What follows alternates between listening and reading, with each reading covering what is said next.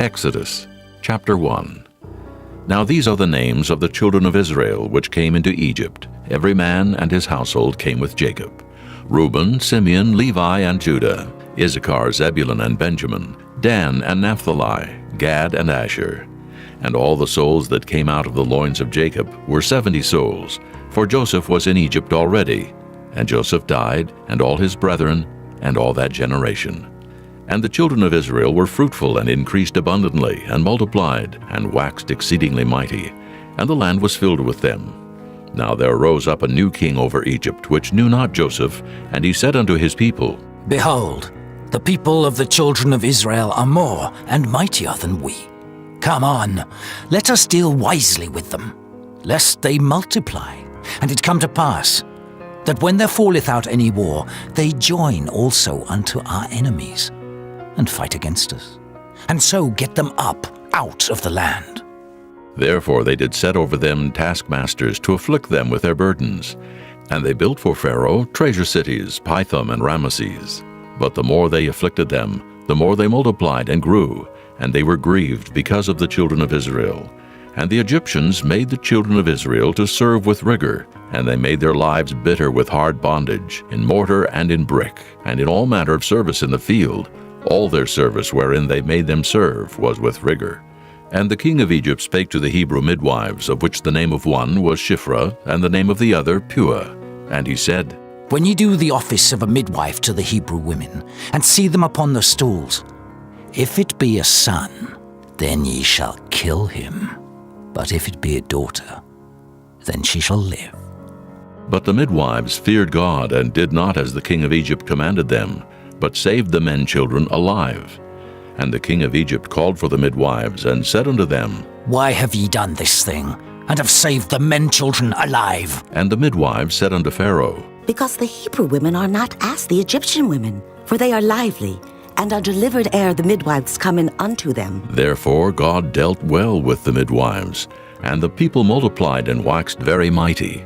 And it came to pass, because the midwives feared God, that he made them houses. And Pharaoh charged all his people, saying, Every son that is born ye shall cast into the river, and every daughter ye shall save alive. Chapter 2. And there went a man of the house of Levi, and took to wife a daughter of Levi. And the woman conceived, and bare a son. And when she saw him that he was a goodly child, she hid him 3 months. And when she could no longer hide him, she took for him an ark of bulrushes, and daubed it with slime and with pitch, and put the child therein. And she laid it in the flags by the river's brink. And his sister stood afar off to wit what would be done to him. And the daughter of Pharaoh came down to wash herself at the river, and her maidens walked along by the river's side. And when she saw the ark among the flags, she sent her maid to fetch it. And when she had opened it, she saw the child, and behold, the babe wept. And she had compassion on him, and said, This is one of the Hebrews' children. Then said his sister to Pharaoh's daughter, Shall I go and call to thee a nurse of the Hebrew women, that she may nurse the child for thee? And Pharaoh's daughter said to her, Go, And the maid went and called the child's mother. And Pharaoh's daughter said unto her, take this child away, and nurse it for me, and I will give thee thy wages. And the woman took the child and nursed it. And the child grew, and she brought him unto Pharaoh's daughter, and he became her son. And she called his name Moses, and she said, Because I drew him out of the water. And it came to pass in those days, when Moses was grown, that he went out unto his brethren, and looked on their burdens. And he spied an Egyptian smiting an Hebrew, one of his brethren. And he looked this way and that way, and when he saw that there was no man, he slew the Egyptian, and hid him in the sand. And when he went out the second day, behold, 2 men of the Hebrews strove together. And he said to him that did the wrong, Wherefore smitest thou thy fellow? And he said, Who made thee a prince and a judge over us? Intendest thou to kill me as thou killedst the Egyptian? And Moses feared, and said, Surely this thing is known. Now when Pharaoh heard this thing, he sought to slay Moses. But Moses fled from the face of Pharaoh, and dwelt in the land of Midian. And he sat down by a well. Now the priest of Midian had 7 daughters, and they came and drew water, and filled the troughs to water their father's flock. And the shepherds came and drove them away. But Moses stood up and helped them, and watered their flock. And when they came to Reuel their father, he said, How is it that ye are come so soon today?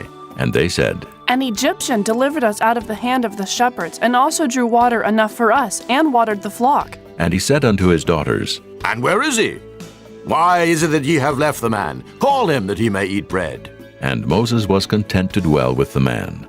And he gave Moses Zipporah his daughter, and she bare him a son, and he called his name Gershon, for he said, I have been a stranger in a strange land. And it came to pass in process of time that the king of Egypt died, and the children of Israel sighed by reason of the bondage. And they cried, and their cry came up unto God by reason of the bondage. And God heard their groaning. And God remembered his covenant with Abraham, with Isaac, and with Jacob. And God looked upon the children of Israel, and God had respect unto them. Chapter 3. Now Moses kept the flock of Jethro his father-in-law, the priest of Midian. And he led the flock to the backside of the desert, and came to the mountain of God, even to Horeb. And the angel of the Lord appeared unto him in a flame of fire out of the midst of a bush. And he looked, and behold, the bush burned with fire, and the bush was not consumed.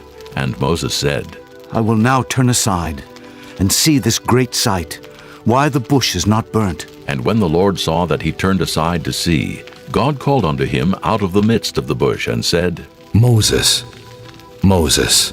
And he said, Here am I. And he said, Draw not nigh hither. Put off thy shoes from off thy feet, for the place whereon thou standest is holy ground. Moreover he said, I am the God of thy father, the God of Abraham, the God of Isaac, and the God of Jacob. And Moses hid his face, for he was afraid to look upon God. And the Lord said, I have surely seen the affliction of my people which are in Egypt, and have heard their cry by reason of their taskmasters. For I know their sorrows, and I am come down to deliver them out of the hand of the Egyptians, and to bring them up out of that land, unto a good land and a large, unto a land flowing with milk and honey, unto the place of the Canaanites, and the Hittites, and the Amorites, and the Perizzites, and the Hivites, and the Jebusites. Now therefore, behold, the cry of the children of Israel is come unto me, and I have also seen the oppression wherewith the Egyptians oppress them. Come now therefore, and I will send thee unto Pharaoh, that thou mayest bring forth my people, the children of Israel, out of Egypt. And Moses said unto God, Who am I, that I should go unto Pharaoh, and that I should bring forth the children of Israel out of Egypt? And he said, Certainly I will be with thee, and this shall be a token unto thee that I have sent thee. When thou hast brought forth the people out of Egypt, ye shall serve God upon this mountain. And Moses said unto God, Behold, when I come unto the children of Israel, and shall say unto them, The God of your fathers hath sent me unto you, and they shall say to me, What is his name? What shall I say unto them? And God said unto Moses, I am that I am. And he said, Thus shalt thou say unto the children of Israel, I am hath sent me unto you. And God said moreover unto Moses, Thus shalt thou say unto the children of Israel, The Lord God of your fathers, the God of Abraham, the God of Isaac, and the God of Jacob hath sent me unto you. This is my name forever, and this is my memorial unto all generations.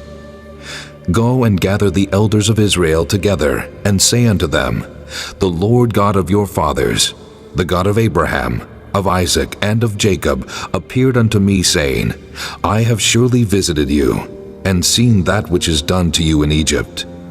And I have said, I will bring you up out of the affliction of Egypt, unto the land of the Canaanites, and the Hittites, and the Amorites, and the Perizzites, and the Hivites, and the Jebusites, unto a land flowing with milk and honey.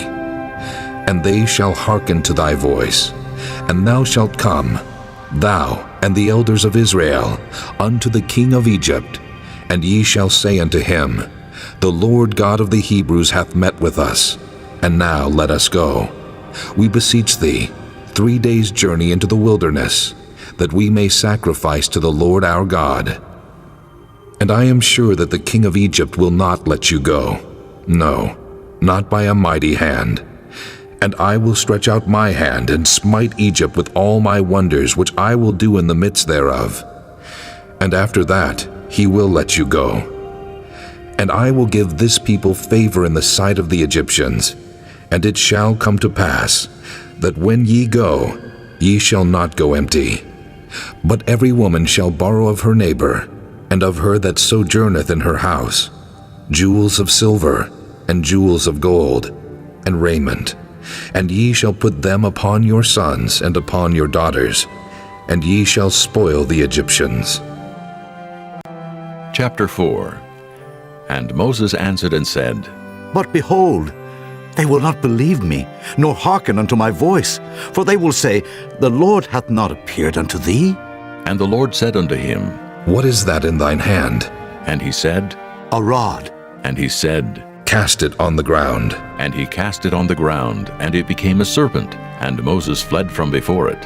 And the Lord said unto Moses, Put forth thine hand, and take it by the tail. And he put forth his hand, and caught it, and it became a rod in his hand. That they may believe that the Lord God of their fathers, the God of Abraham, the God of Isaac, and the God of Jacob, hath appeared unto thee. And the Lord said furthermore unto him, Put now thine hand into thy bosom. And he put his hand into his bosom, and when he took it out, behold, his hand was leprous as snow. And he said, Put thine hand into thy bosom again.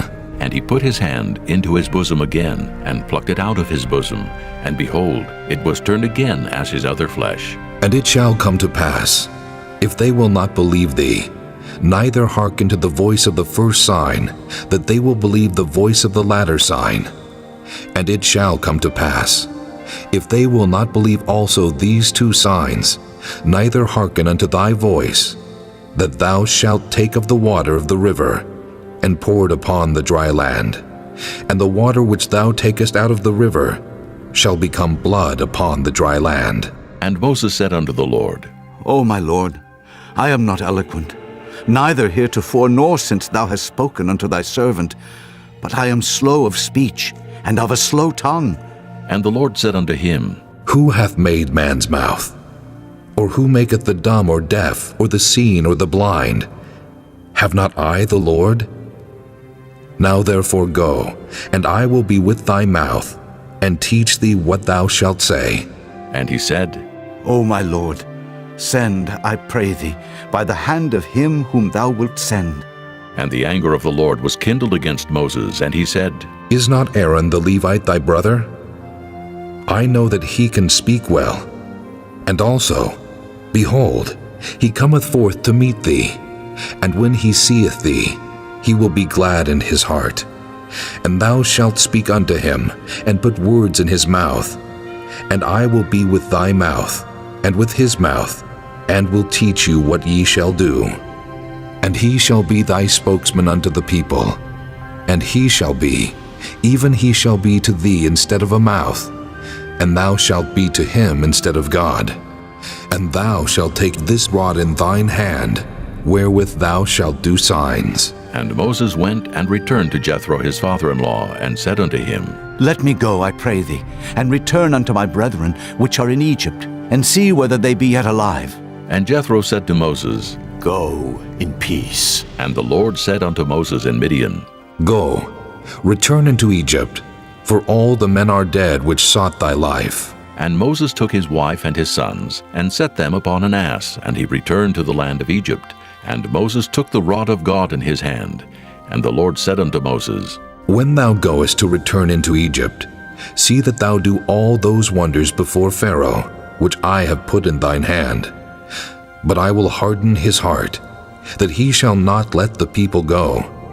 And thou shalt say unto Pharaoh, Thus saith the Lord, Israel is my son, even my firstborn.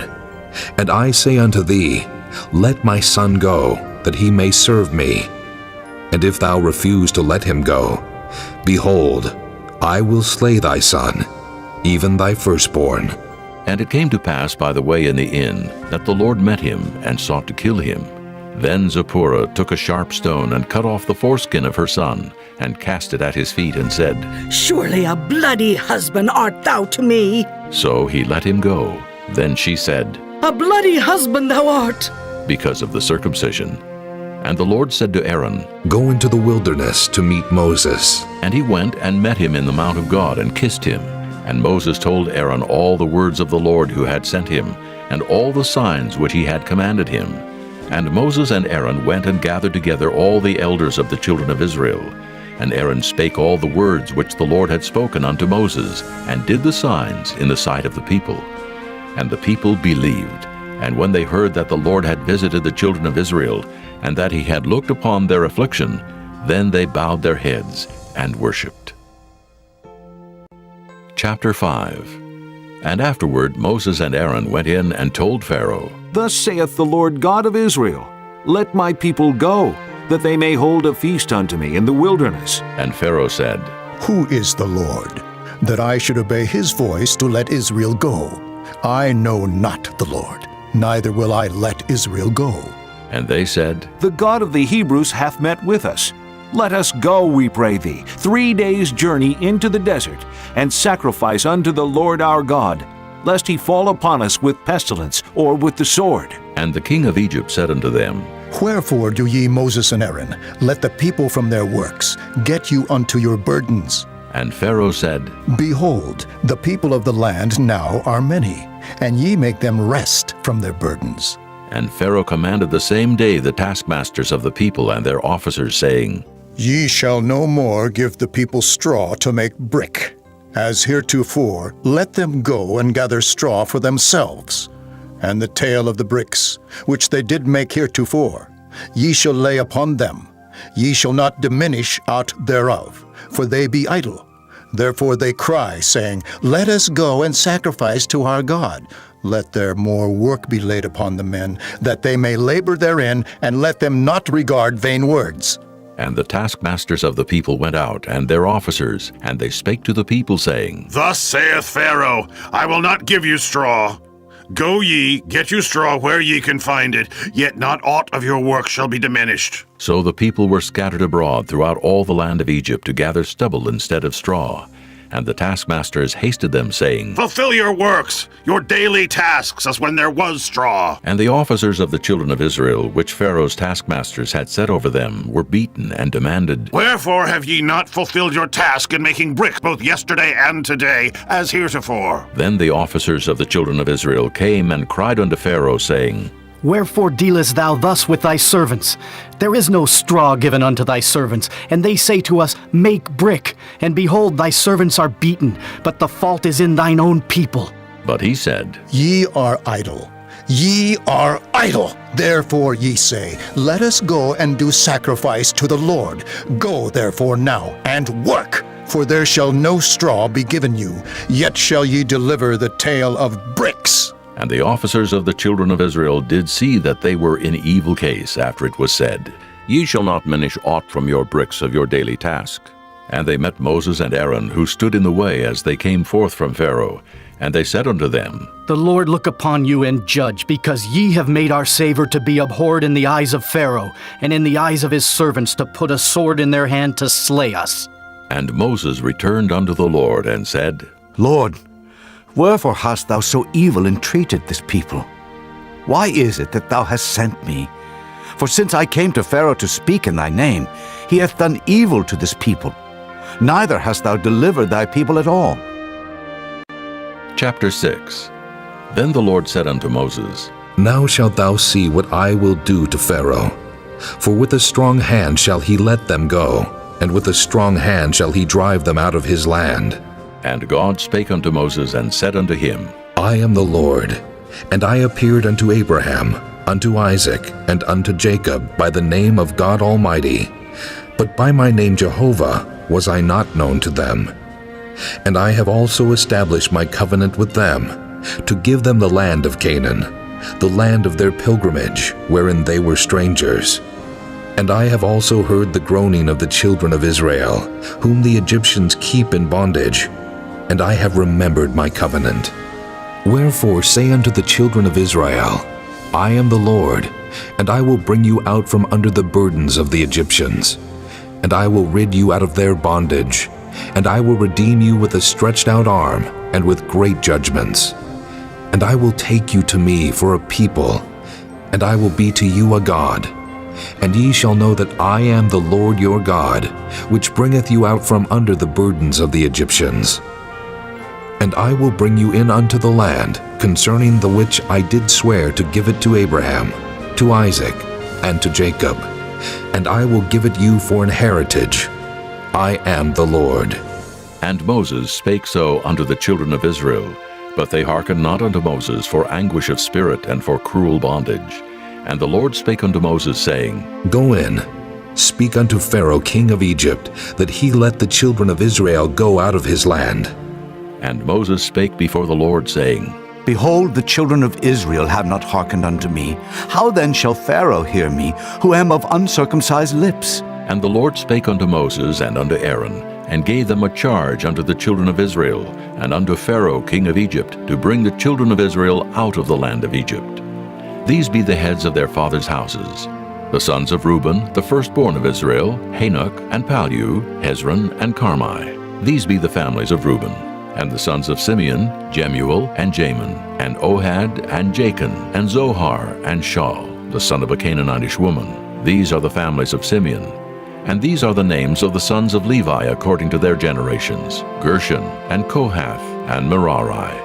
And the years of the life of Levi were 137 years. The sons of Gershon, Libni, and Shimei, according to their families. And the sons of Kohath, Amram, and Izhar, and Hebron, and Uzziel. And the years of the life of Kohath were 133 years. And the sons of Merari, Mahali, and Mushi. These are the families of Levi, according to their generations. And Amram took him Jochebed, his father's sister, to wife, and she bare him Aaron and Moses. And the years of the life of Amram were 137 years. And the sons of Izhar, Korah, and Nephig, and Zichri.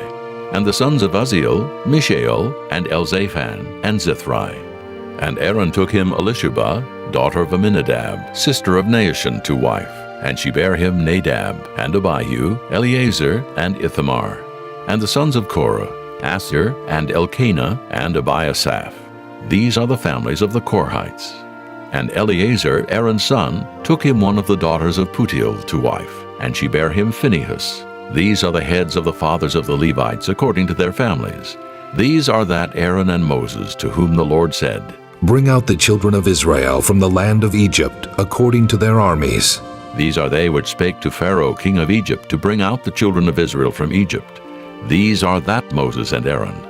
And it came to pass on the day when the Lord spake unto Moses in the land of Egypt, that the Lord spake unto Moses, saying, I am the Lord. Speak thou unto Pharaoh king of Egypt all that I say unto thee. And Moses said before the Lord, Behold, I am of uncircumcised lips, and how shall Pharaoh hearken unto me? Chapter 7. And the Lord said unto Moses, See, I have made thee a god to Pharaoh, and Aaron thy brother shall be thy prophet. Thou shalt speak all that I command thee, and Aaron thy brother shall speak unto Pharaoh, that he send the children of Israel out of his land. And I will harden Pharaoh's heart, and multiply my signs and my wonders in the land of Egypt. But Pharaoh shall not hearken unto you, that I may lay my hand upon Egypt, and bring forth mine armies, and my people, the children of Israel, out of the land of Egypt by great judgments. And the Egyptians shall know that I am the Lord, when I stretch forth mine hand upon Egypt, and bring out the children of Israel from among them. And Moses and Aaron did as the Lord commanded them, so did they. And Moses was 80 years old, and Aaron 83 years old, when they spake unto Pharaoh. And the Lord spake unto Moses and unto Aaron, saying, When Pharaoh shall speak unto you, saying, Show a miracle for you, then thou shalt say unto Aaron, Take thy rod, and cast it before Pharaoh, and it shall become a serpent. And Moses and Aaron went in unto Pharaoh, and they did so as the Lord had commanded. And Aaron cast down his rod before Pharaoh, and before his servants, and it became a serpent. Then Pharaoh also called the wise men and the sorcerers.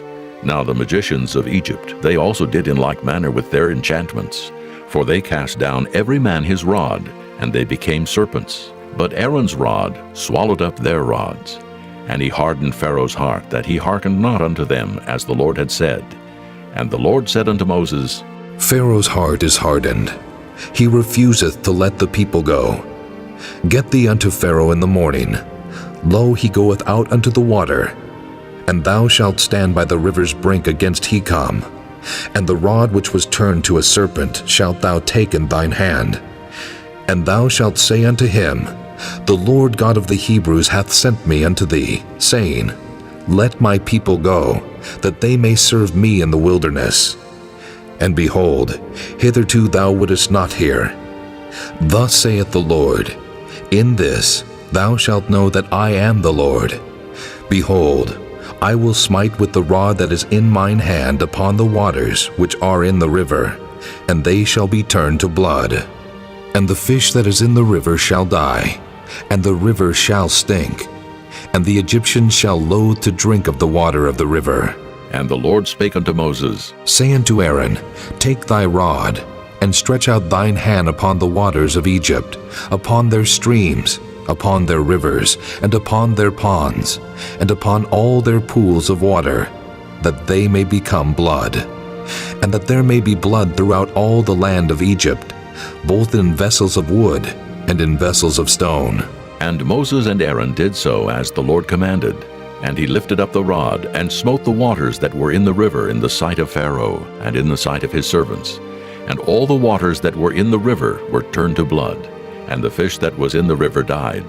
And the river stank, and the Egyptians could not drink of the water of the river, and there was blood throughout all the land of Egypt. And the magicians of Egypt did so with their enchantments, and Pharaoh's heart was hardened, neither did he hearken unto them as the Lord had said. And Pharaoh turned and went into his house, neither did he set his heart to this also. And all the Egyptians digged round about the river for water to drink, for they could not drink of the water of the river. And 7 days were fulfilled after that the Lord had smitten the river. Chapter 8. And the Lord spake unto Moses, Go unto Pharaoh, and say unto him, Thus saith the Lord, Let my people go, that they may serve me. And if thou refuse to let them go, behold, I will smite all thy borders with frogs, and the river shall bring forth frogs abundantly, which shall go up and come into thine house, and into thy bedchamber, and upon thy bed, and into the house of thy servants, and upon thy people, and into thine ovens, and into thy kneading troughs. And the frogs shall come up both on thee, and upon thy people, and upon all thy servants. And the Lord spake unto Moses, Say unto Aaron, Stretch forth thine hand with thy rod over the streams, over the rivers, and over the ponds, and cause frogs to come up upon the land of Egypt. And Aaron stretched out his hand over the waters of Egypt, and the frogs came up and covered the land of Egypt. And the magicians did so with their enchantments, and brought up frogs upon the land of Egypt. Then Pharaoh called for Moses and Aaron and said, Entreat the Lord, that he may take away the frogs from me and from my people, and I will let the people go, that they may do sacrifice unto the Lord. And Moses said unto Pharaoh, Glory over me. When shall I entreat for thee, and for thy servants, and for thy people, to destroy the frogs from thee and thy houses, that they may remain in the river only? And he said, Tomorrow. And he said, Be it according to thy word, that thou mayest know that there is none like unto the Lord our God. And the frogs shall depart from thee, and from thy houses, and from thy servants, and from thy people. They shall remain in the river only. And Moses and Aaron went out from Pharaoh, and Moses cried unto the Lord because of the frogs which he had brought against Pharaoh. And the Lord did according to the word of Moses, and the frogs died out of the houses, out of the villages, and out of the fields. And they gathered them together upon heaps, and the land stank. But when Pharaoh saw that there was respite, he hardened his heart, and hearkened not unto them as the Lord had said. And the Lord said unto Moses, Say unto Aaron, Stretch out thy rod, and smite the dust of the land, that it may become lice throughout all the land of Egypt. And they did so. For Aaron stretched out his hand with his rod, and smote the dust of the earth, and it became lice in man and in beast. All the dust of the land became lice throughout all the land of Egypt. And the magicians did so with their enchantments to bring forth lice, but they could not. So there were lice upon man and upon beast. Then the magicians said unto Pharaoh, This is the finger of God. And Pharaoh's heart was hardened, and he hearkened not unto them as the Lord had said. And the Lord said unto Moses, Rise up early in the morning, and stand before Pharaoh. Lo, he cometh forth to the water, and say unto him, Thus saith the Lord, Let my people go, that they may serve me. Else, if thou wilt not let my people go, behold, I will send swarms of flies upon thee, and upon thy servants, and upon thy people, and into thy houses, and the houses of the Egyptians shall be full of swarms of flies, and also the ground whereon they are. And I will sever in that day the land of Goshen, in which my people dwell, that no swarms of flies shall be there, to the end thou mayest know that I am the Lord in the midst of the earth. And I will put a division between my people and thy people. Tomorrow shall this sign be. And the Lord did so. And there came a grievous swarm of flies into the house of Pharaoh, and into his servants' houses, and into all the land of Egypt. The land was corrupted by reason of the swarm of flies. And Pharaoh called for Moses and for Aaron, and said, Go ye, sacrifice to your God in the land. And Moses said, It is not meet so to do, for we shall sacrifice the abomination of the Egyptians to the Lord our God. Lo, shall we sacrifice the abomination of the Egyptians before their eyes? And will they not stone us? We will go 3 days' journey into the wilderness, and sacrifice to the Lord our God, as he shall command us. And Pharaoh said, I will let you go, that ye may sacrifice to the Lord your God in the wilderness. Only ye shall not go very far away. Entreat for me.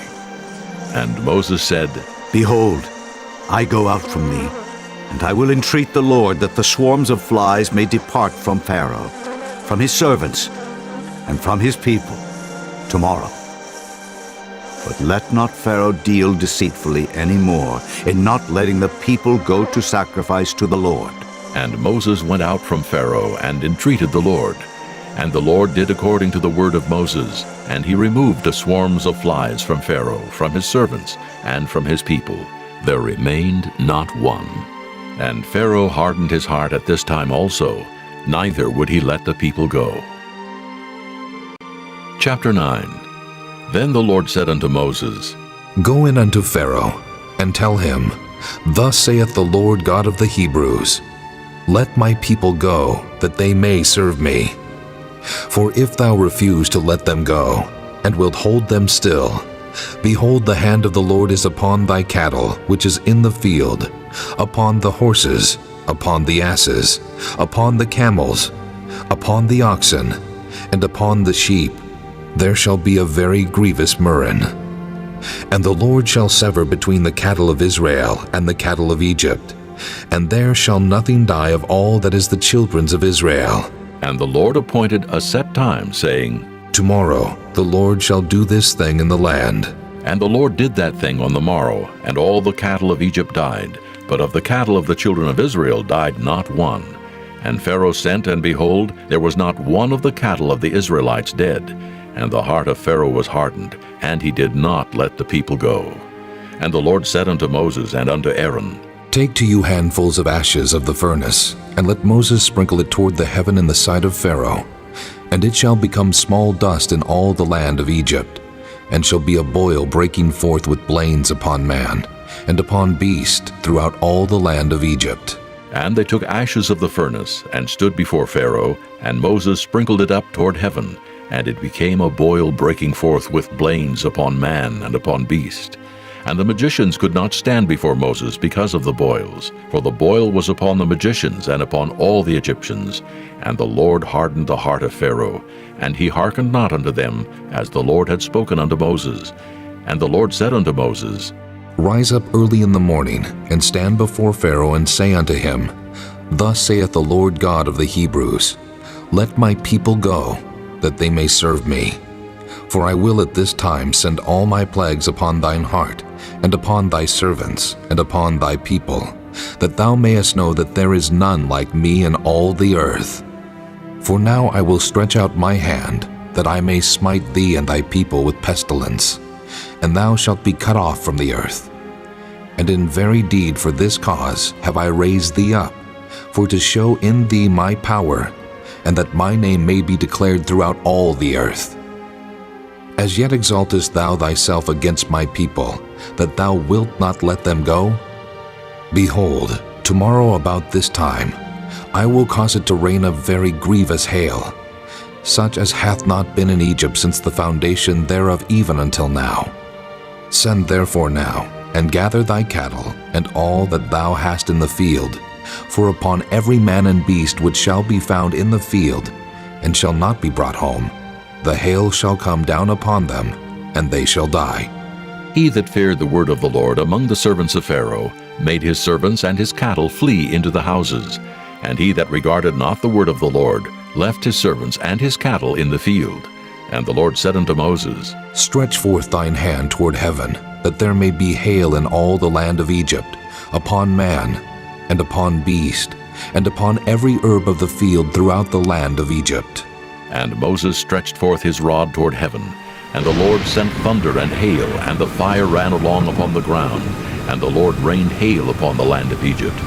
So there was hail and fire mingled with the hail, very grievous, such as there was none like it in all the land of Egypt since it became a nation.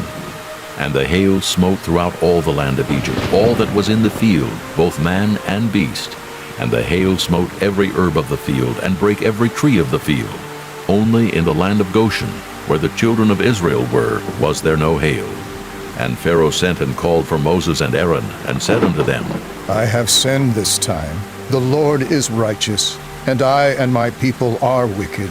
Entreat the Lord, for it is enough, that there be no more mighty thunderings and hail, and I will let you go, and ye shall stay no longer. And Moses said unto him, As soon as I am gone out of the city, I will spread abroad my hands unto the Lord, and the thunder shall cease, neither shall there be any more hail, that thou mayest know how that the earth is the Lord's.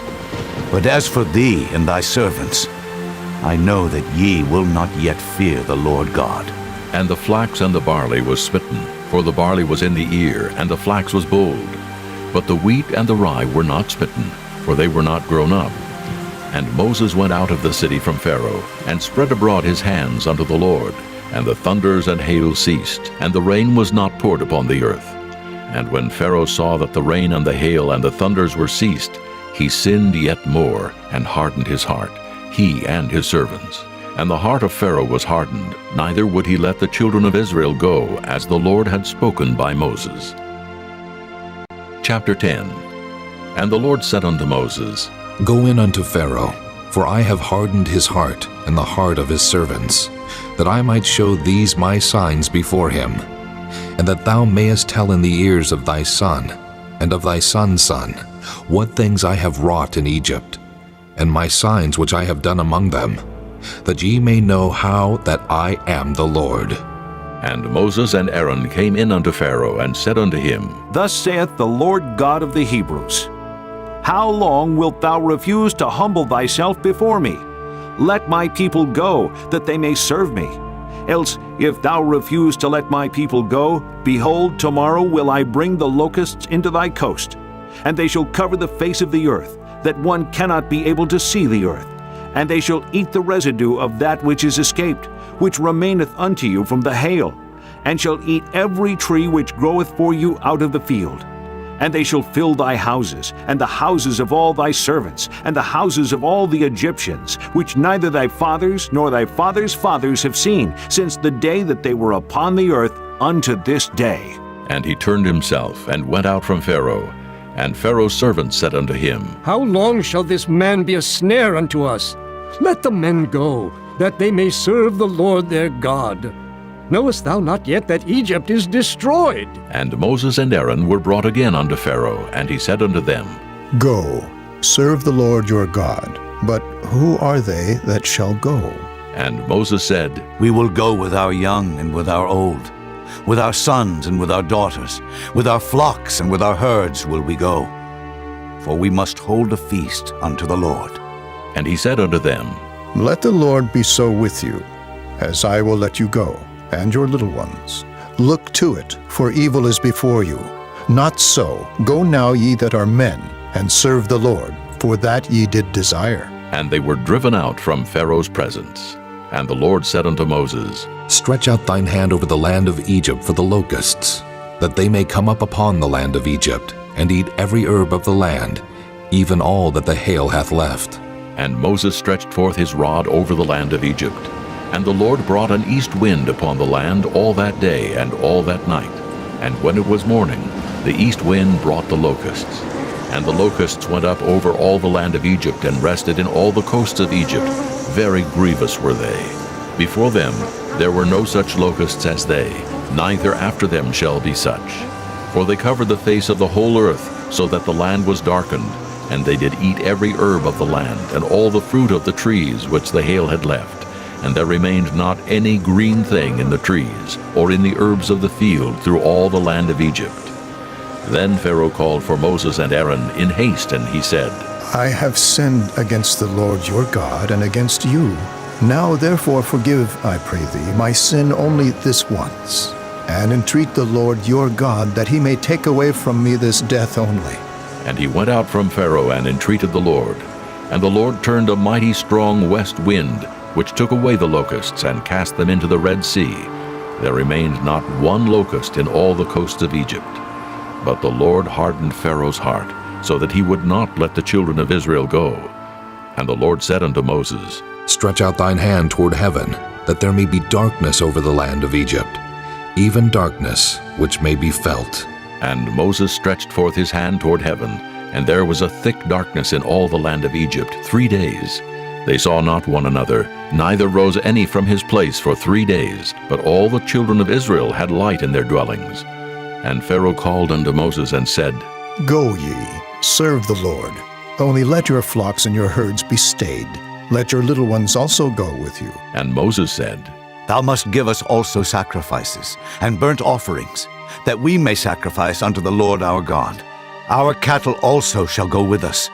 There shall not an hoof be left behind, for thereof must we take to serve the Lord our God.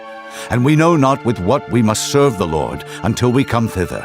But the Lord hardened Pharaoh's heart, and he would not let them go. And Pharaoh said unto him, Get thee from me. Take heed to thyself. See my face no more, for in that day thou seest my face, thou shalt die. And Moses said, Thou hast spoken well. I will see thy face again no more. Chapter 11. And the Lord said unto Moses, Yet will I bring one plague more upon Pharaoh and upon Egypt. Afterwards he will let you go hence. When he shall let you go, he shall surely thrust you out hence altogether. Speak now in the ears of the people, and let every man borrow of his neighbor, and every woman of her neighbor, jewels of silver and jewels of gold. And the Lord gave the people favor in the sight of the Egyptians. Moreover, the man Moses was very great in the land of Egypt, in the sight of Pharaoh's servants, and in the sight of the people.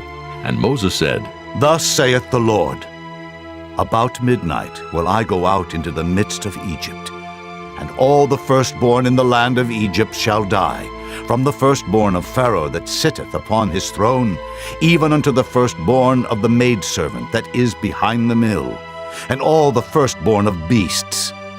And there shall be a great cry throughout all the land of Egypt, such as there was none like it, nor shall be like it any more.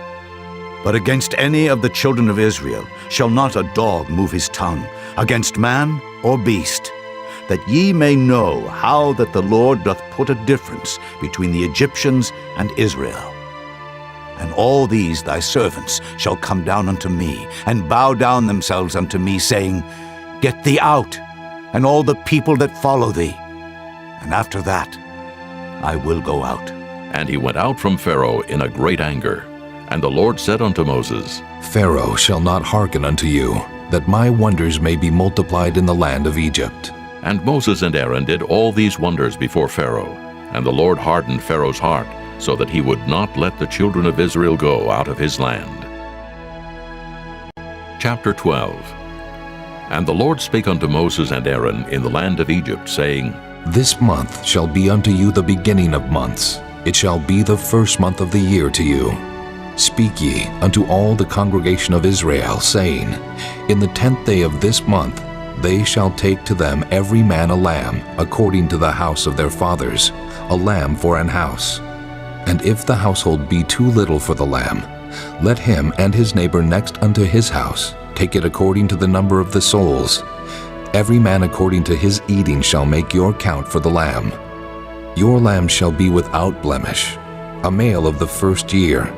Ye shall take it out from the sheep or from the goats, and ye shall keep it up until the 14th day of the same month. And the whole assembly of the congregation of Israel shall kill it in the evening. And they shall take of the blood, and strike it on the 2 side posts, and on the upper doorpost of the houses, wherein they shall eat it. And they shall eat the flesh in that night, roast with fire and unleavened bread, and with bitter herbs they shall eat it. Eat not of it raw, nor sodden at all with water, but roast with fire his head with his legs, and with the purtenance thereof. And ye shall let nothing of it remain until the morning. And that which remaineth of it until the morning ye shall burn with fire. And thus shall ye eat it, with your loins girded, your shoes on your feet, and your staff in your hand. And ye shall eat it in haste. It is the Lord's Passover. For I will pass through the land of Egypt this night, and will smite all the firstborn in the land of Egypt, both man and beast, and against all the gods of Egypt I will execute judgment. I am the Lord. And the blood shall be to you for a token upon the houses where ye are. And when I see the blood, I will pass over you, and the plague shall not be upon you to destroy you when I smite the land of Egypt. And this day shall be unto you for a memorial, and ye shall keep it a feast to the Lord throughout your generations. Ye shall keep it a feast by an ordinance forever. 7 days shall ye eat unleavened bread. Even the first day ye shall put away leaven out of your houses. For whosoever eateth leavened bread from the first day until the 7th day, that soul shall be cut off from Israel. And in the first day there shall be an holy convocation, and in the 7th day there shall be an holy convocation to you. No manner of work shall be done in them, save that which every man must eat, that only may be done of you. And ye shall observe the feast of unleavened bread. For in this selfsame day have I brought your armies out of the land of Egypt. Therefore shall ye observe this day in your generations by an ordinance forever. In the first month, on the 14th day of the month at even, ye shall eat unleavened bread until the 21st day of the month at even. 7 days shall there be no leaven found in your houses. For whosoever eateth that which is leavened, even that soul shall be cut off from the congregation of Israel, whether he be a stranger or born in the land. Ye shall eat nothing leavened. In all your habitations shall ye eat unleavened bread. Then Moses called for all the elders of Israel and said unto them, Draw out and take you a lamb according to your families, and kill the Passover. And ye shall take a bunch of hyssop, and dip it in the blood that is in the basin, and strike the lintel and the 2 side posts with the blood that is in the basin. And none of you shall go out at the door of his house until the morning. For the Lord will pass through to smite the Egyptians. And when he seeth the blood upon the lintel and on the 2 side posts, the Lord will pass over the door, and will not suffer the destroyer to come in unto your houses to smite you. And ye shall observe this thing for an ordinance to thee and to thy sons forever. And it shall come to pass, when ye be come to the land which the Lord will give you, according as he hath promised, that ye shall keep this service. And it shall come to pass, when your children shall say unto you, What mean ye by this service? That ye shall say, It is the sacrifice of the Lord's Passover, who passed over the houses of the children of Israel in Egypt when he smote the Egyptians, and delivered our houses. And the people bowed the head and worshipped. And the children of Israel went away, and did as the Lord had commanded Moses and Aaron, so did they. And it came to pass that at midnight the Lord smote all the firstborn in the land of Egypt, from the firstborn of Pharaoh that sat on his throne, unto the firstborn of the captive that was in the dungeon, and all the firstborn of cattle.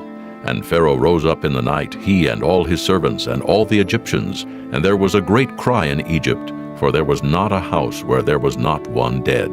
And he called for Moses and Aaron by night and said, Rise up and get you forth from among my people, both ye and the children of Israel, and go, serve the Lord as ye have said.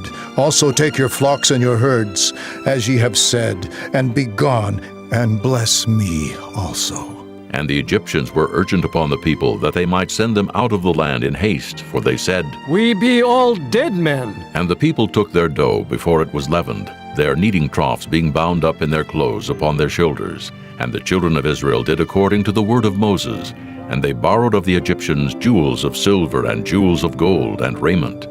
And the Lord gave the people favor in the sight of the Egyptians, so that they lent unto them such things as they required, and they spoiled the Egyptians.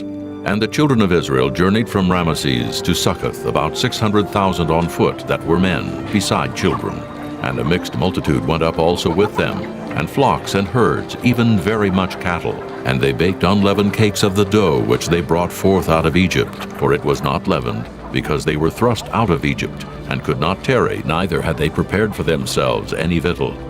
Now the sojourning of the children of Israel who dwelt in Egypt was 430 years. And it came to pass at the end of the 430 years, even the selfsame day it came to pass, that all the hosts of the Lord went out from the land of Egypt. It is a night to be much observed unto the Lord for bringing them out of the land of Egypt. This is that night of the Lord to be observed of all the children of Israel in their generations. And the Lord said unto Moses and Aaron, This is the ordinance of the Passover. There shall no stranger eat thereof. But every man's servant that is bought for money, when thou hast circumcised him, then shall he eat thereof. A foreigner and an hired servant shall not eat thereof. In one house shall it be eaten. Thou shalt not carry forth aught of the flesh abroad out of the house, neither shall ye break a bone thereof. All the congregation of Israel shall keep it. And when a stranger shall sojourn with thee, and will keep the Passover to the Lord, let all his males be circumcised, and then let him come near and keep it. And he shall be as one that is born in the land, for no uncircumcised person shall eat thereof. One law shall be to him that is homeborn, and unto the stranger that sojourneth among you. Thus did all the children of Israel, as the Lord commanded Moses and Aaron, so did they. And it came to pass the selfsame day that the Lord did bring the children of Israel out of the land of Egypt by their armies. Chapter 13.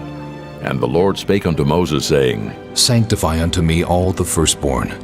Whatsoever openeth the womb among the children of Israel, both of man and of beast, it is mine. And Moses said unto the people, Remember this day, in which ye came out from Egypt, out of the house of bondage. For by strength of hand the Lord brought you out from this place. There shall no leavened bread be eaten. This day came ye out in the month Abib. And it shall be, when the Lord shall bring thee into the land of the Canaanites, and the Hittites, and the Amorites, and the Hivites, and the Jebusites, which he sware unto thy fathers to give thee, a land flowing with milk and honey, that thou shalt keep this service in this month. 7 days thou shalt eat unleavened bread, and in the 7th day shall be a feast to the Lord. Unleavened bread shall be eaten 7 days, and there shall no leavened bread be seen with thee. Neither shall there be leaven seen with thee in all thy quarters. And thou shalt show thy son in that day, saying, This is done because of that which the Lord did unto me when I came forth out of Egypt. And it shall be for a sign unto thee upon thine hand, and for a memorial between thine eyes, that the Lord's law may be in thy mouth. For with a strong hand hath the Lord brought thee out of Egypt. Thou shalt therefore keep this ordinance in his season from year to year. And it shall be, when the Lord shall bring thee into the land of the Canaanites, as he sware unto thee and to thy fathers, and shall give it thee, that thou shalt set apart unto the Lord all that openeth the matrix, and every firstling that cometh of a beast which thou hast, the males shall be the Lord's. And every firstling of an ass thou shalt redeem with a lamb. And if thou wilt not redeem it, then thou shalt break his neck. And all the firstborn of man among thy children shalt thou redeem. And it shall be when thy son asketh thee in time to come, saying, What is this? That thou shalt say unto him, By strength of hand the Lord brought us out from Egypt, from the house of bondage. And it came to pass, when Pharaoh would hardly let us go, that the Lord slew all the firstborn in the land of Egypt, both the firstborn of man and the firstborn of beast. Therefore I sacrifice to the Lord all that openeth the matrix, being males, but all the firstborn of my children I redeem. And it shall be for a token upon thine hand, and for frontlets between thine eyes, for by strength of hand the Lord brought us forth out of Egypt. And it came to pass, when Pharaoh had let the people go, that God led them not through the way of the land of the Philistines, although that was near. For God said, Lest peradventure the people repent when they see war, and they return to Egypt. But God led the people about through the way of the wilderness of the Red Sea. And the children of Israel went up harnessed out of the land of Egypt. And Moses took the bones of Joseph with him, for he had straitly sworn the children of Israel, saying, God will surely visit you, and ye shall carry up my bones away hence with you. And they took their journey from Succoth, and encamped in Etham in the edge of the wilderness. And the Lord went before them by day in a pillar of cloud to lead them the way, and by night in a pillar of fire to give them light, to go by day and night. He took not away the pillar of the cloud by day, nor the pillar of fire by night from before the people. Chapter 14. And the Lord spake unto Moses, saying, Speak unto the children of Israel, that they turn and encamp before Pi-hahiroth, between Migdol and the sea, over against Baal-zephon. Before it shall ye encamp by the sea. For Pharaoh will say of the children of Israel, They are entangled in the land, the wilderness hath shut them in. And I will harden Pharaoh's heart, that he shall follow after them. And I will be honored upon Pharaoh, and upon all his host, that the Egyptians may know that I am the Lord. And they did so.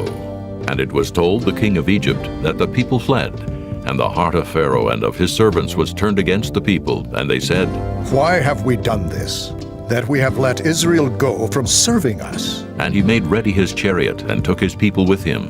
And he took 600 chosen chariots, and all the chariots of Egypt, and captains over every one of them.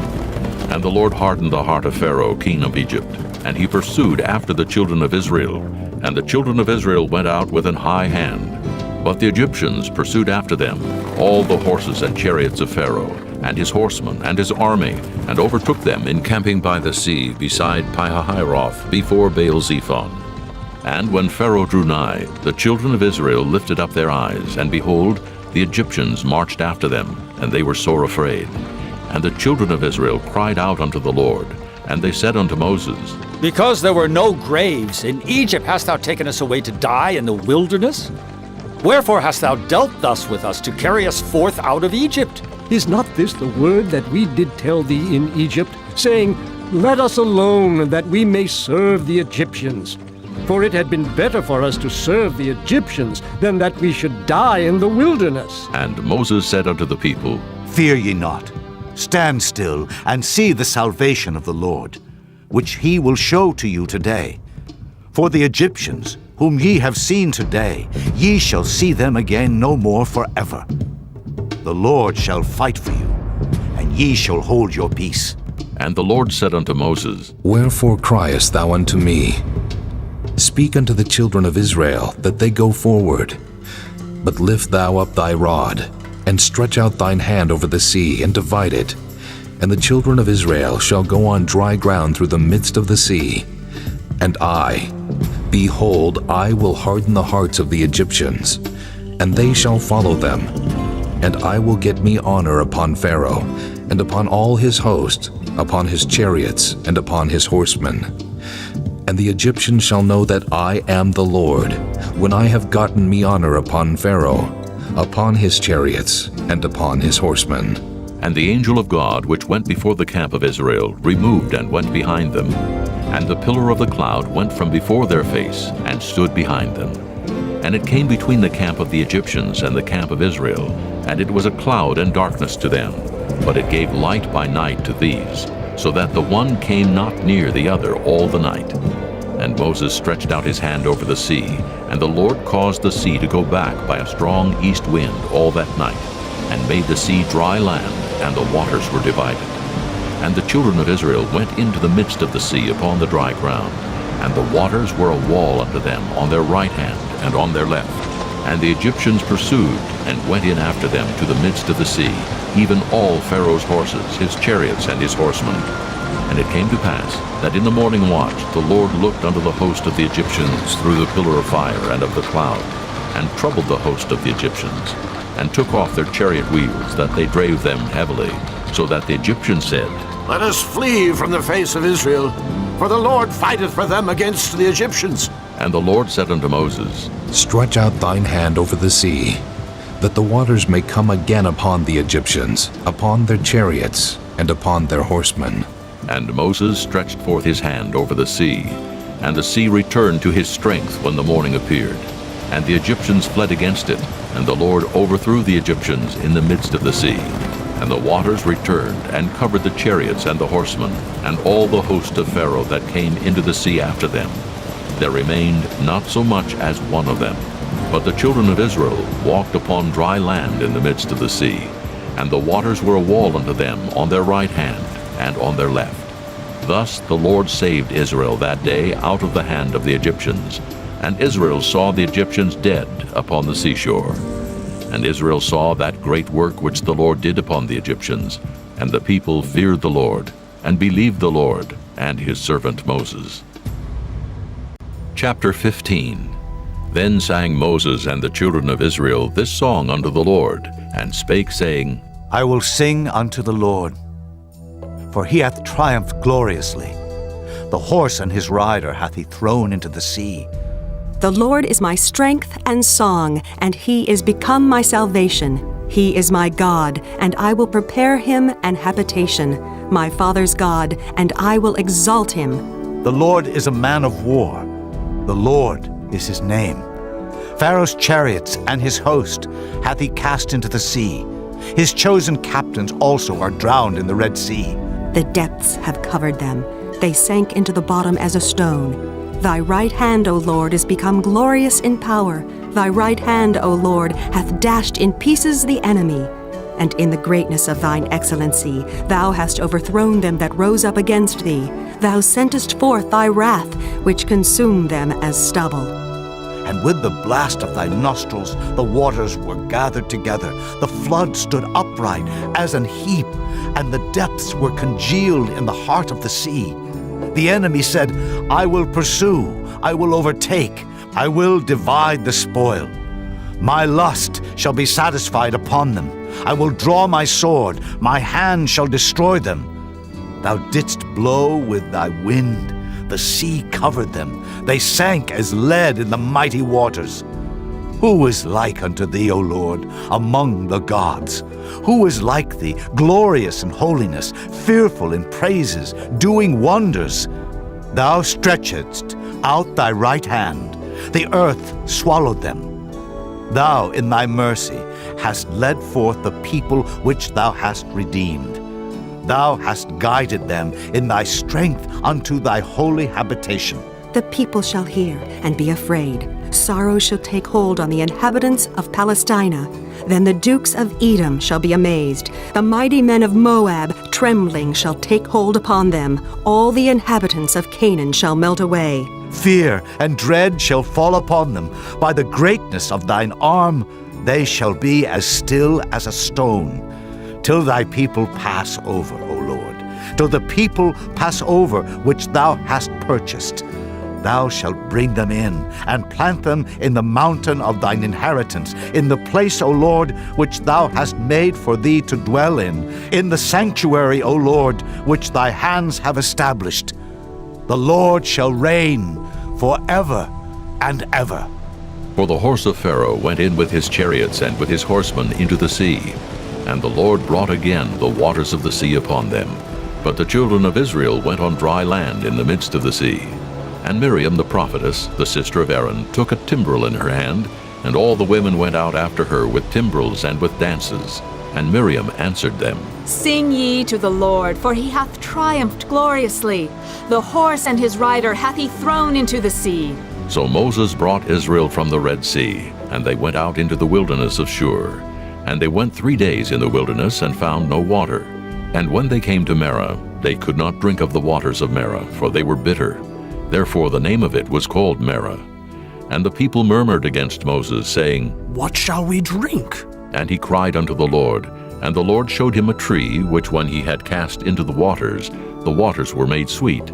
There he made for them a statute and an ordinance, and there he proved them, and said, If thou wilt diligently hearken to the voice of the Lord thy God, and wilt do that which is right in his sight, and wilt give ear to his commandments, and keep all his statutes, I will put none of these diseases upon thee, which I have brought upon the Egyptians. For I am the Lord that healeth thee. And they came to Elim, where were 12 wells of water, and 70 palm trees, and they encamped there by the waters. Chapter 16. And they took their journey from Elim, and all the congregation of the children of Israel came unto the wilderness of Sin, which is between Elim and Sinai, on the 15th day of the 2nd month, after their departing out of the land of Egypt. And the whole congregation of the children of Israel murmured against Moses and Aaron in the wilderness. And the children of Israel said unto them, Would to God we had died by the hand of the Lord in the land of Egypt, when we sat by the flesh pots, and when we did eat bread to the full. For ye have brought us forth into this wilderness, to kill this whole assembly with hunger. Then said the Lord unto Moses, Behold, I will rain bread from heaven for you. And the people shall go out and gather a certain rate every day, that I may prove them whether they will walk in my law or no. And it shall come to pass, that on the 6th day they shall prepare that which they bring in, and it shall be twice as much as they gather daily. And Moses and Aaron said unto all the children of Israel, At even, then ye shall know that the Lord hath brought you out from the land of Egypt. And in the morning, then ye shall see the glory of the Lord, for that he heareth your murmurings against the Lord. And what are we, that ye murmur against us? And Moses said, This shall be, when the Lord shall give you in the evening flesh to eat, and in the morning bread to the full, for that the Lord heareth your murmurings, which ye murmur against him. And what are we? Your murmurings are not against us, but against the Lord. And Moses spake unto Aaron, Say unto all the congregation of the children of Israel, Come near before the Lord, for he hath heard your murmurings. And it came to pass, as Aaron spake unto the whole congregation of the children of Israel, that they looked toward the wilderness, and behold, the glory of the Lord appeared in the cloud. And the Lord spake unto Moses, saying, I have heard the murmurings of the children of Israel.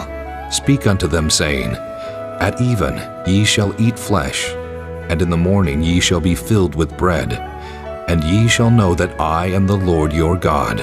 And it came to pass that at even the quails came up and covered the camp, and in the morning the dew lay round about the host.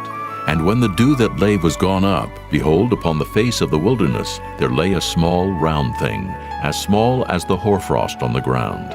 And when the children of Israel saw it, they said one to another, It is manna. For they wist not what it was.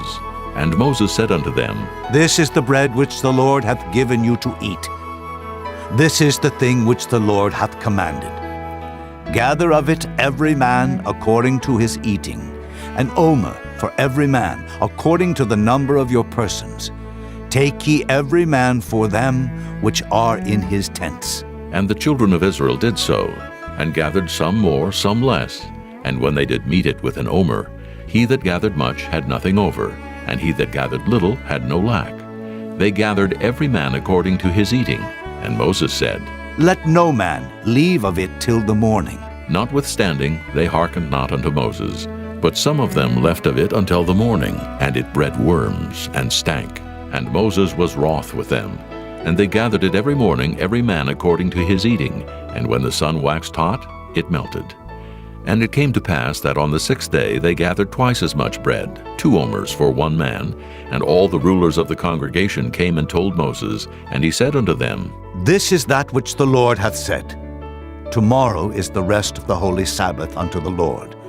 Bake that which ye will bake today, and seethe that ye will seethe, and that which remaineth over lay up for you to be kept until the morning. And they laid it up till the morning, as Moses bade. And it did not stink, neither was there any worm therein. And Moses said, Eat that today, for today is a Sabbath unto the Lord.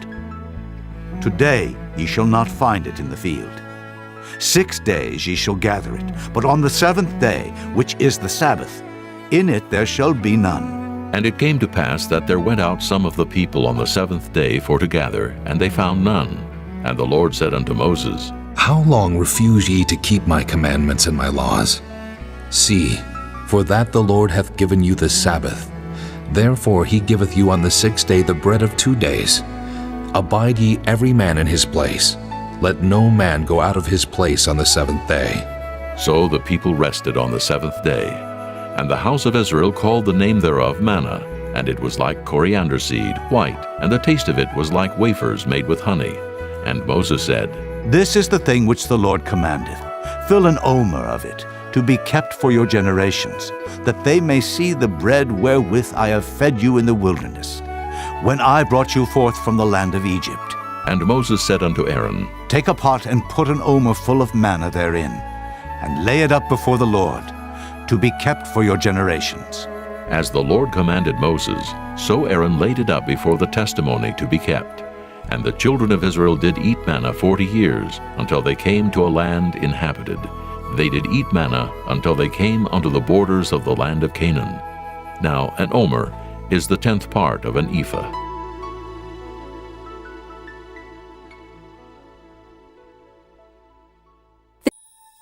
Chapter 17.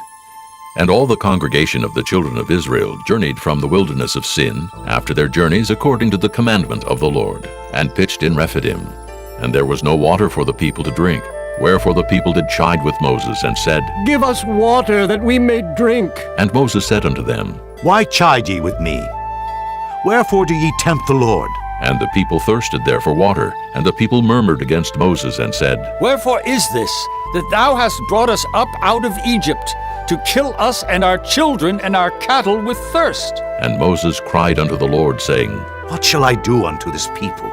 They be almost ready to stone me. And the Lord said unto Moses, Go on before the people, and take with thee of the elders of Israel, and thy rod wherewith thou smotest the river, take in thine hand, and go. Behold, I will stand before thee there upon the rock in Horeb, and thou shalt smite the rock, and there shall come water out of it, that the people may drink. And Moses did so in the sight of the elders of Israel. And he called the name of the place Massah and Meribah, because of the chiding of the children of Israel, and because they tempted the Lord, saying, Is the Lord among us, or not? Then came Amalek and fought with Israel in Rephidim. And Moses said unto Joshua, Choose us out men, and go out, fight with Amalek. Tomorrow I will stand on the top of the hill with the rod of God in mine hand. So Joshua did as Moses had said to him, and fought with Amalek. And Moses, Aaron, and Hur went up to the top of the hill. And it came to pass when Moses held up his hand, that Israel prevailed. And when he let down his hand, Amalek prevailed. But Moses' hands were heavy, and they took a stone and put it under him, and he sat thereon. And Aaron and Hur stayed up his hands, the one on the one side, and the other on the other side. And his hands were steady until the going down of the sun. And Joshua discomfited Amalek and his people with the edge of the sword. And the Lord said unto Moses, Write this for a memorial in a book, and rehearse it in the ears of Joshua. For I will utterly put out the remembrance of Amalek from under heaven. And Moses built an altar, and called the name of it Jehovah Nissi. For he said, Because the Lord hath sworn that the Lord will have war with Amalek from generation to generation. Chapter 18.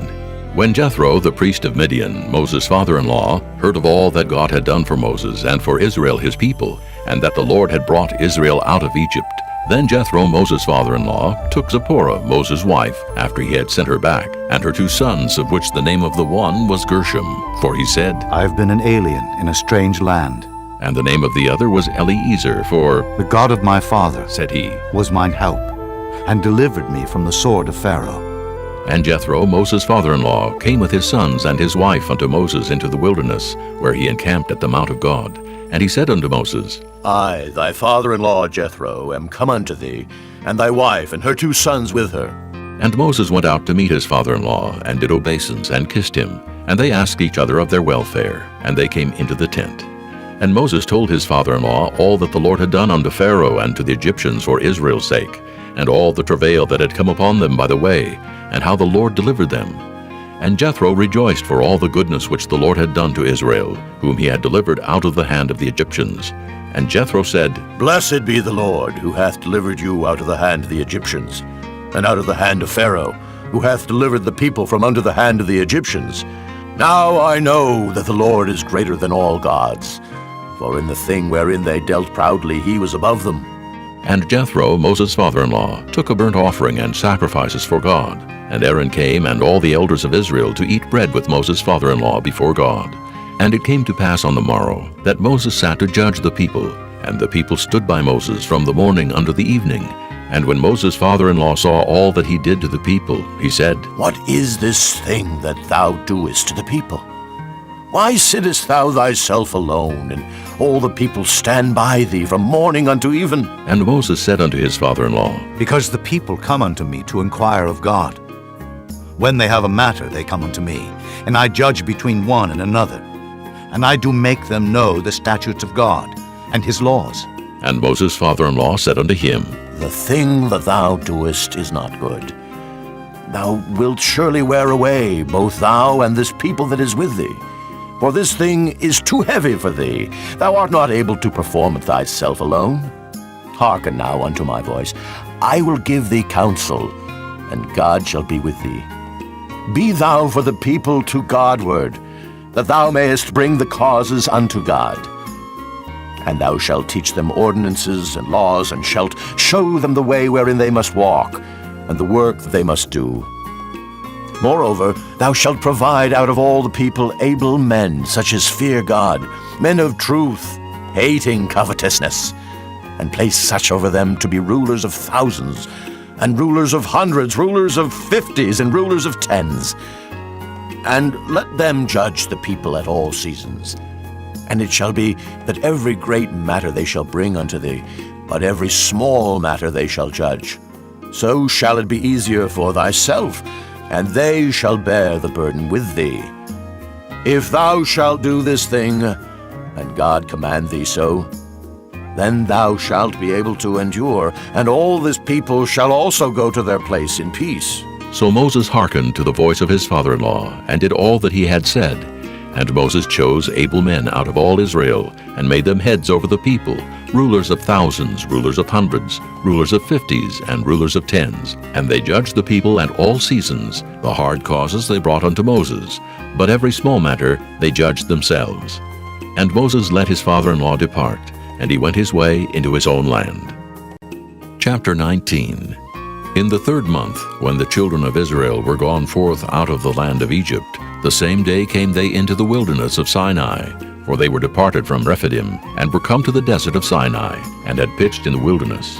And there Israel camped before the mount. And Moses went up unto God, and the Lord called unto him out of the mountain, saying, Thus shalt thou say to the house of Jacob, and tell the children of Israel, Ye have seen what I did unto the Egyptians, and how I bare you on eagle's wings, and brought you unto myself. Now therefore, if ye will obey my voice indeed, and keep my covenant, then ye shall be a peculiar treasure unto me above all people. For all the earth is mine, and ye shall be unto me a kingdom of priests, and an holy nation. These are the words which thou shalt speak unto the children of Israel. And Moses came and called for the elders of the people, and laid before their faces all these words which the Lord commanded him. And all the people answered together and said, All that the Lord hath spoken we will do. And Moses returned the words of the people unto the Lord. And the Lord said unto Moses, Lo, I come unto thee in a thick cloud, that the people may hear when I speak with thee, and believe thee forever. And Moses told the words of the people unto the Lord. And the Lord said unto Moses, Go unto the people, and sanctify them today and tomorrow, and let them wash their clothes, and be ready against the third day. For the third day the Lord will come down in the sight of all the people upon Mount Sinai. And thou shalt set bounds unto the people round about, saying, Take heed to yourselves, that ye go not up into the mount, or touch the border of it. Whosoever toucheth the mount shall be surely put to death. There shall not an hand touch it, but he shall surely be stoned or shot through. Whether it be beast or man, it shall not live. When the trumpet soundeth long, they shall come up to the mount. And Moses went down from the mount unto the people, and sanctified the people, and they washed their clothes. And he said unto the people, Be ready against the third day. Come not at your wives. And it came to pass on the third day in the morning, that there were thunders and lightnings, and a thick cloud upon the mount, and the voice of the trumpet exceeding loud, so that all the people that was in the camp trembled. And Moses brought forth the people out of the camp to meet with God, and they stood at the nether part of the mount. And Mount Sinai was altogether on a smoke, because the Lord descended upon it in fire, and the smoke thereof ascended as the smoke of a furnace, and the whole mount quaked greatly. And when the voice of the trumpet sounded long and waxed louder and louder, Moses spake, and God answered him by a voice. And the Lord came down upon Mount Sinai, on the top of the mount, and the Lord called Moses up to the top of the mount.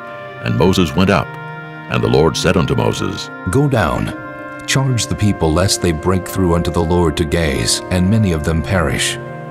And let the priests also, which come near to the Lord, sanctify themselves, lest the Lord break forth upon them. And Moses said unto the Lord, The people cannot come up to Mount Sinai, for thou chargest us, saying, Set bounds about the mount, and sanctify it. And the Lord said unto him, Away, get thee down, and thou shalt come up, thou and Aaron with thee.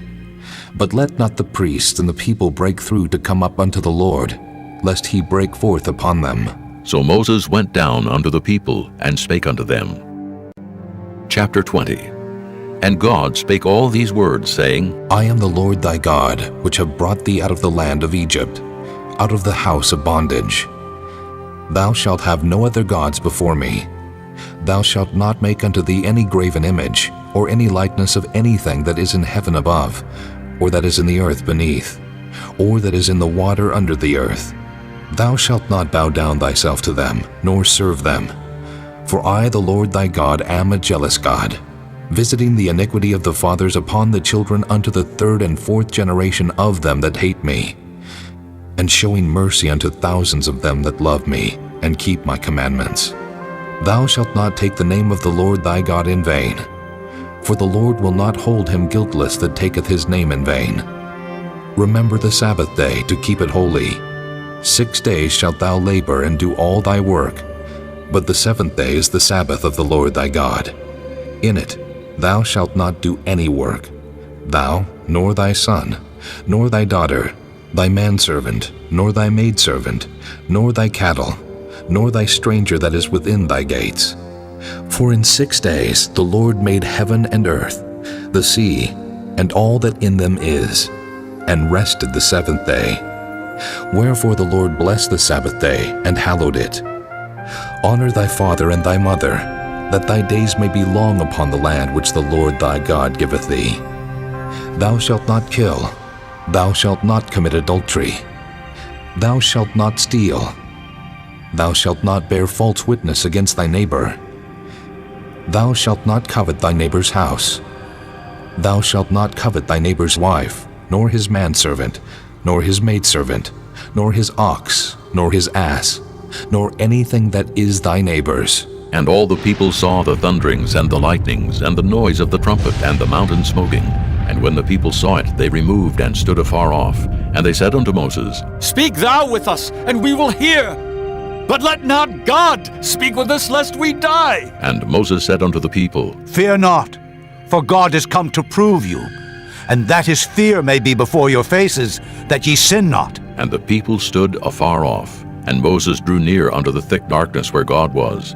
And the Lord said unto Moses, Thus thou shalt say unto the children of Israel, Ye have seen that I have talked with you from heaven. Ye shall not make with me gods of silver, neither shall ye make unto you gods of gold.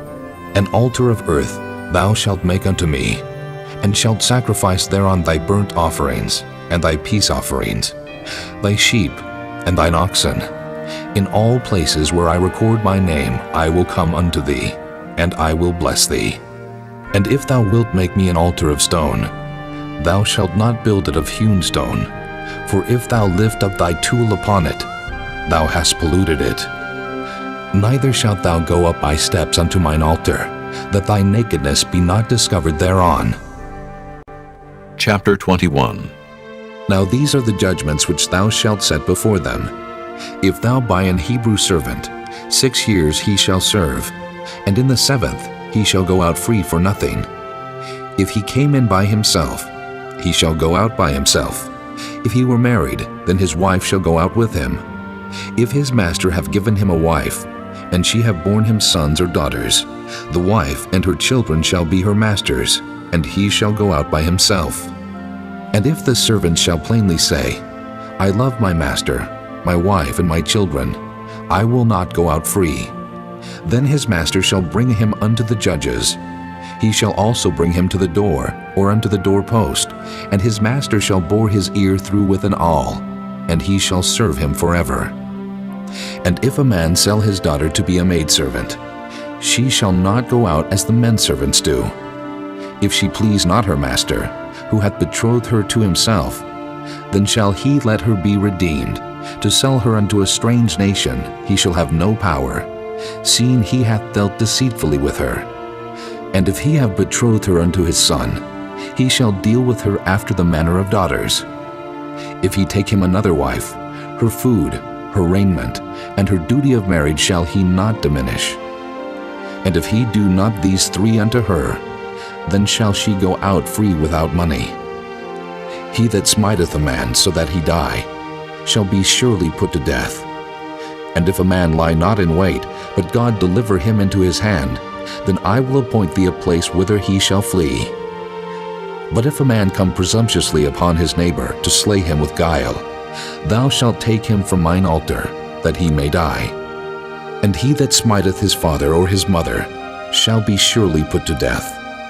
And he that stealeth a man and selleth him, or if he be found in his hand, he shall surely be put to death. And he that curseth his father or his mother shall surely be put to death. And if men strive together, and one smite another with a stone or with his fist, and he die not, but keepeth his bed, if he rise again, and walk abroad upon his staff, then shall he that smote him be quit. Only he shall pay for the loss of his time, and shall cause him to be thoroughly healed. And if a man smite his servant or his maid with a rod, and he die under his hand, he shall be surely punished. Notwithstanding, if he continue a day or 2, he shall not be punished, for he is his money.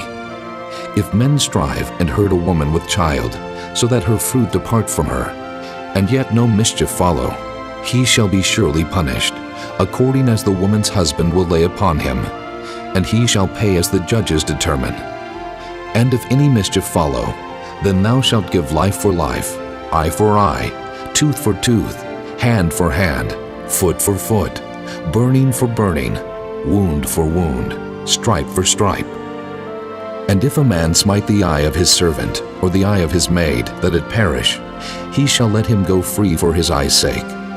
And if he smite out his manservant's tooth, or his maidservant's tooth, he shall let him go free for his tooth's sake. If an ox gore a man or a woman, that they die, then the ox shall be surely stoned, and his flesh shall not be eaten, but the owner of the ox shall be quit. But if the ox were wont to push with his horn in time past, and it hath been testified to his owner, and he hath not kept him in, but that he hath killed a man or a woman, the ox shall be stoned, and his owner also shall be put to death. If there be laid on him a sum of money, then he shall give for the ransom of his life whatsoever is laid upon him. Whether he have gored a son, or have gored a daughter, according to this judgment shall it be done unto him. If the ox shall push a manservant or a maidservant, he shall give unto their master 30 shekels of silver, and the ox shall be stoned. And if a man shall open a pit, or if a man shall dig a pit, and not cover it, and an ox or an ass fall therein, the owner of the pit shall make it good, and give money unto the owner of them, and the dead beast shall be his.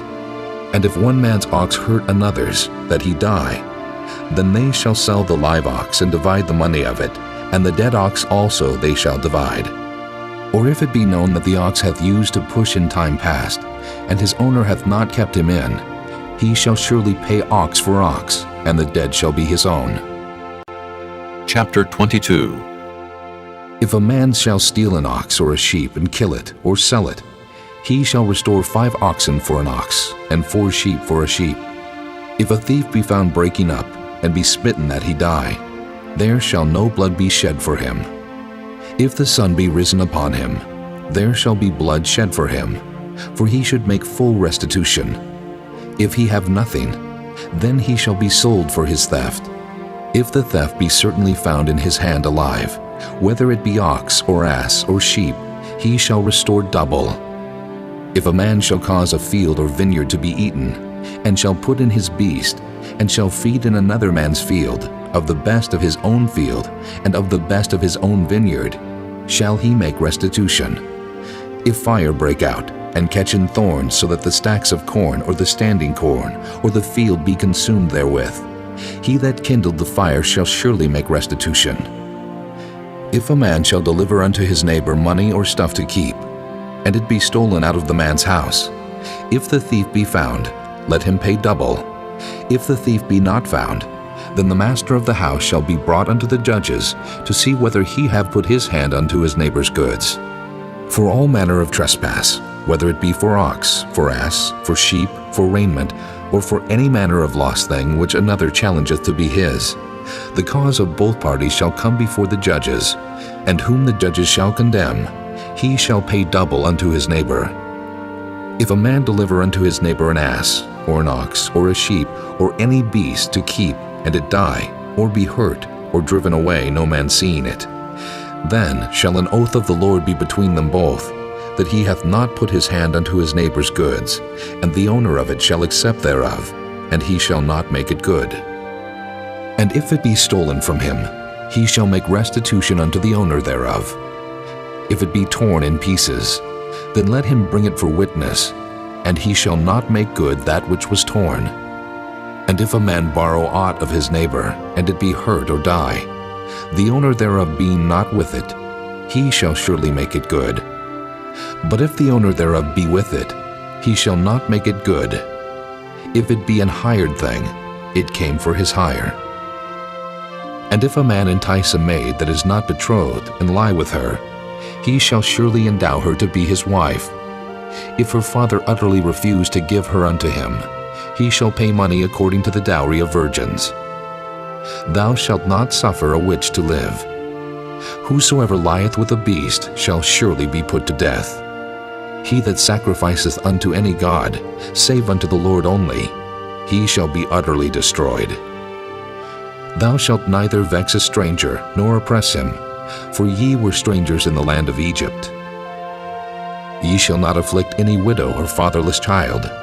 If thou afflict them in any wise, and they cry at all unto me, I will surely hear their cry, and my wrath shall wax hot, and I will kill you with the sword, and your wives shall be widows, and your children fatherless. If thou lend money to any of my people that is poor by thee, thou shalt not be to him as an usurer, neither shalt thou lay upon him usury. If thou at all take thy neighbor's raiment to pledge, thou shalt deliver it unto him by that the sun goeth down, for that is his covering only. It is his raiment for his skin. Wherein shall he sleep? And it shall come to pass, when he crieth unto me, that I will hear, for I am gracious. Thou shalt not revile the gods, nor curse the ruler of thy people. Thou shalt not delay to offer the first of thy ripe fruits, and of thy liquors. The firstborn of thy son shalt thou give unto me. Likewise shalt thou do with thine oxen, and with thy sheep. 7 days it shall be with his dam. On the 8th day thou shalt give it me. And ye shall be holy men unto me. Neither shall ye eat any flesh that is torn of beast in the field. Ye shall cast it to the dogs. Chapter 23. Thou shalt not raise a false report. Put not thine hand with the wicked to be an unrighteous witness. Thou shalt not follow a multitude to do evil, neither shalt thou speak in a cause to decline after many to wrest judgment. Neither shalt thou countenance a poor man in his cause. If thou meet thine enemy's ox or his ass going astray, thou shalt surely bring it back to him again. If thou see the ass of him that hateth thee lying under his burden, and wouldest forbear to help him, thou shalt surely help with him. Thou shalt not wrest the judgment of thy poor in his cause. Keep thee far from a false matter, and the innocent and righteous slay thou not, for I will not justify the wicked. And thou shalt take no gift, for the gift blindeth the wise, and perverteth the words of the righteous. Also thou shalt not oppress a stranger, for ye know the heart of a stranger, seeing ye were strangers in the land of Egypt. And 6 years thou shalt sow thy land, and shalt gather in the fruits thereof. But the 7th year thou shalt let it rest and lie still, that the poor of thy people may eat, and what they leave the beasts of the field shall eat. In like manner thou shalt deal with thy vineyard, and with thy oliveyard. 6 days thou shalt do thy work, and on the 7th day thou shalt rest, that thine ox and thine ass may rest, and the son of thy handmaid, and the stranger may be refreshed. And in all things that I have said unto you be circumspect, and make no mention of the name of other gods, neither let it be heard out of thy mouth. 3 times thou shalt keep a feast unto me in the year. Thou shalt keep the feast of unleavened bread. Thou shalt eat unleavened bread 7 days, as I commanded thee, in the time appointed of the month Abib, for in it thou camest out from Egypt. And none shall appear before me empty. And the feast of harvest, the first fruits of thy labors which thou hast sown in the field, and the feast of ingathering, which is in the end of the year, when thou hast gathered in thy labors out of the field. 3 times in the year all thy males shall appear before the Lord God. Thou shalt not offer the blood of my sacrifice with leavened bread, neither shall the fat of my sacrifice remain until the morning. The first of the first fruits of thy land thou shalt bring into the house of the Lord thy God. Thou shalt not see the kid in his mother's milk. Behold, I send an angel before thee, to keep thee in the way, and to bring thee into the place which I have prepared. Beware of him, and obey his voice. Provoke him not, for he will not pardon your transgressions, for my name is in him. But if thou shalt indeed obey his voice, and do all that I speak, then I will be an enemy unto thine enemies, and an adversary unto thine adversaries. For mine angel shall go before thee, and bring thee in unto the Amorites, and the Hittites, and the Perizzites, and the Canaanites, the Hivites, and the Jebusites, and I will cut them off. Thou shalt not bow down to their gods, nor serve them, nor do after their works. But thou shalt utterly overthrow them, and quite break down their images. And ye shall serve the Lord your God, and he shall bless thy bread and thy water, and I will take sickness away from the midst of thee. There shall nothing cast their young, nor be barren in thy land. The number of thy days I will fulfill. I will send my fear before thee, and will destroy all the people to whom thou shalt come, and I will make all thine enemies turn their backs unto thee. And I will send hornets before thee, which shall drive out the Hivite, the Canaanite, and the Hittite from before thee. I will not drive them out from before thee in 1 year, lest the land become desolate, and the beast of the field multiply against thee. By little and little I will drive them out from before thee, until thou be increased and inherit the land. And I will set thy bounds from the Red Sea, even unto the sea of the Philistines, and from the desert unto the river. For I will deliver the inhabitants of the land into your hand, and thou shalt drive them out before thee. Thou shalt make no covenant with them, nor with their gods. They shall not dwell in thy land, lest they make thee sin against me. For if thou serve their gods, it will surely be a snare unto thee. Chapter 24. And he said unto Moses, Come up unto the Lord, thou, and Aaron, Nadab, and Abihu, and 70 of the elders of Israel, and worship ye afar off. And Moses alone shall come near the Lord, but they shall not come nigh, neither shall the people go up with him. And Moses came and told the people all the words of the Lord, and all the judgments. And all the people answered with one voice and said, All the words which the Lord hath said will we do. And Moses wrote all the words of the Lord, and rose up early in the morning, and builded an altar under the hill, and 12 pillars according to the 12 tribes of Israel. And he sent young men of the children of Israel, which offered burnt offerings, and sacrificed peace offerings of oxen unto the Lord. And Moses took half of the blood, and put it in basins, and half of the blood he sprinkled on the altar. And he took the book of the covenant, and read it in the audience of the people, and they said, All that the Lord hath said will we do, and be obedient. And Moses took the blood, and sprinkled it on the people, and said, Behold, the blood of the covenant, which the Lord hath made with you concerning all these words. Then went up Moses and Aaron, Nadab and Abihu, and 70 of the elders of Israel, and they saw the God of Israel. And there was under his feet as it were a paved work of a sapphire stone, and as it were the body of heaven in his clearness. And upon the nobles of the children of Israel he laid not his hand. Also they saw God, and did eat and drink. And the Lord said unto Moses, Come up to me into the mount, and be there, and I will give thee tables of stone, and a law and commandments which I have written, that thou mayest teach them. And Moses rose up, and his minister Joshua. And Moses went up into the mount of God, and he said unto the elders, Tarry ye here for us, until we come again unto you. And behold, Aaron and Hur are with you. If any man have any matters to do, let him come unto them.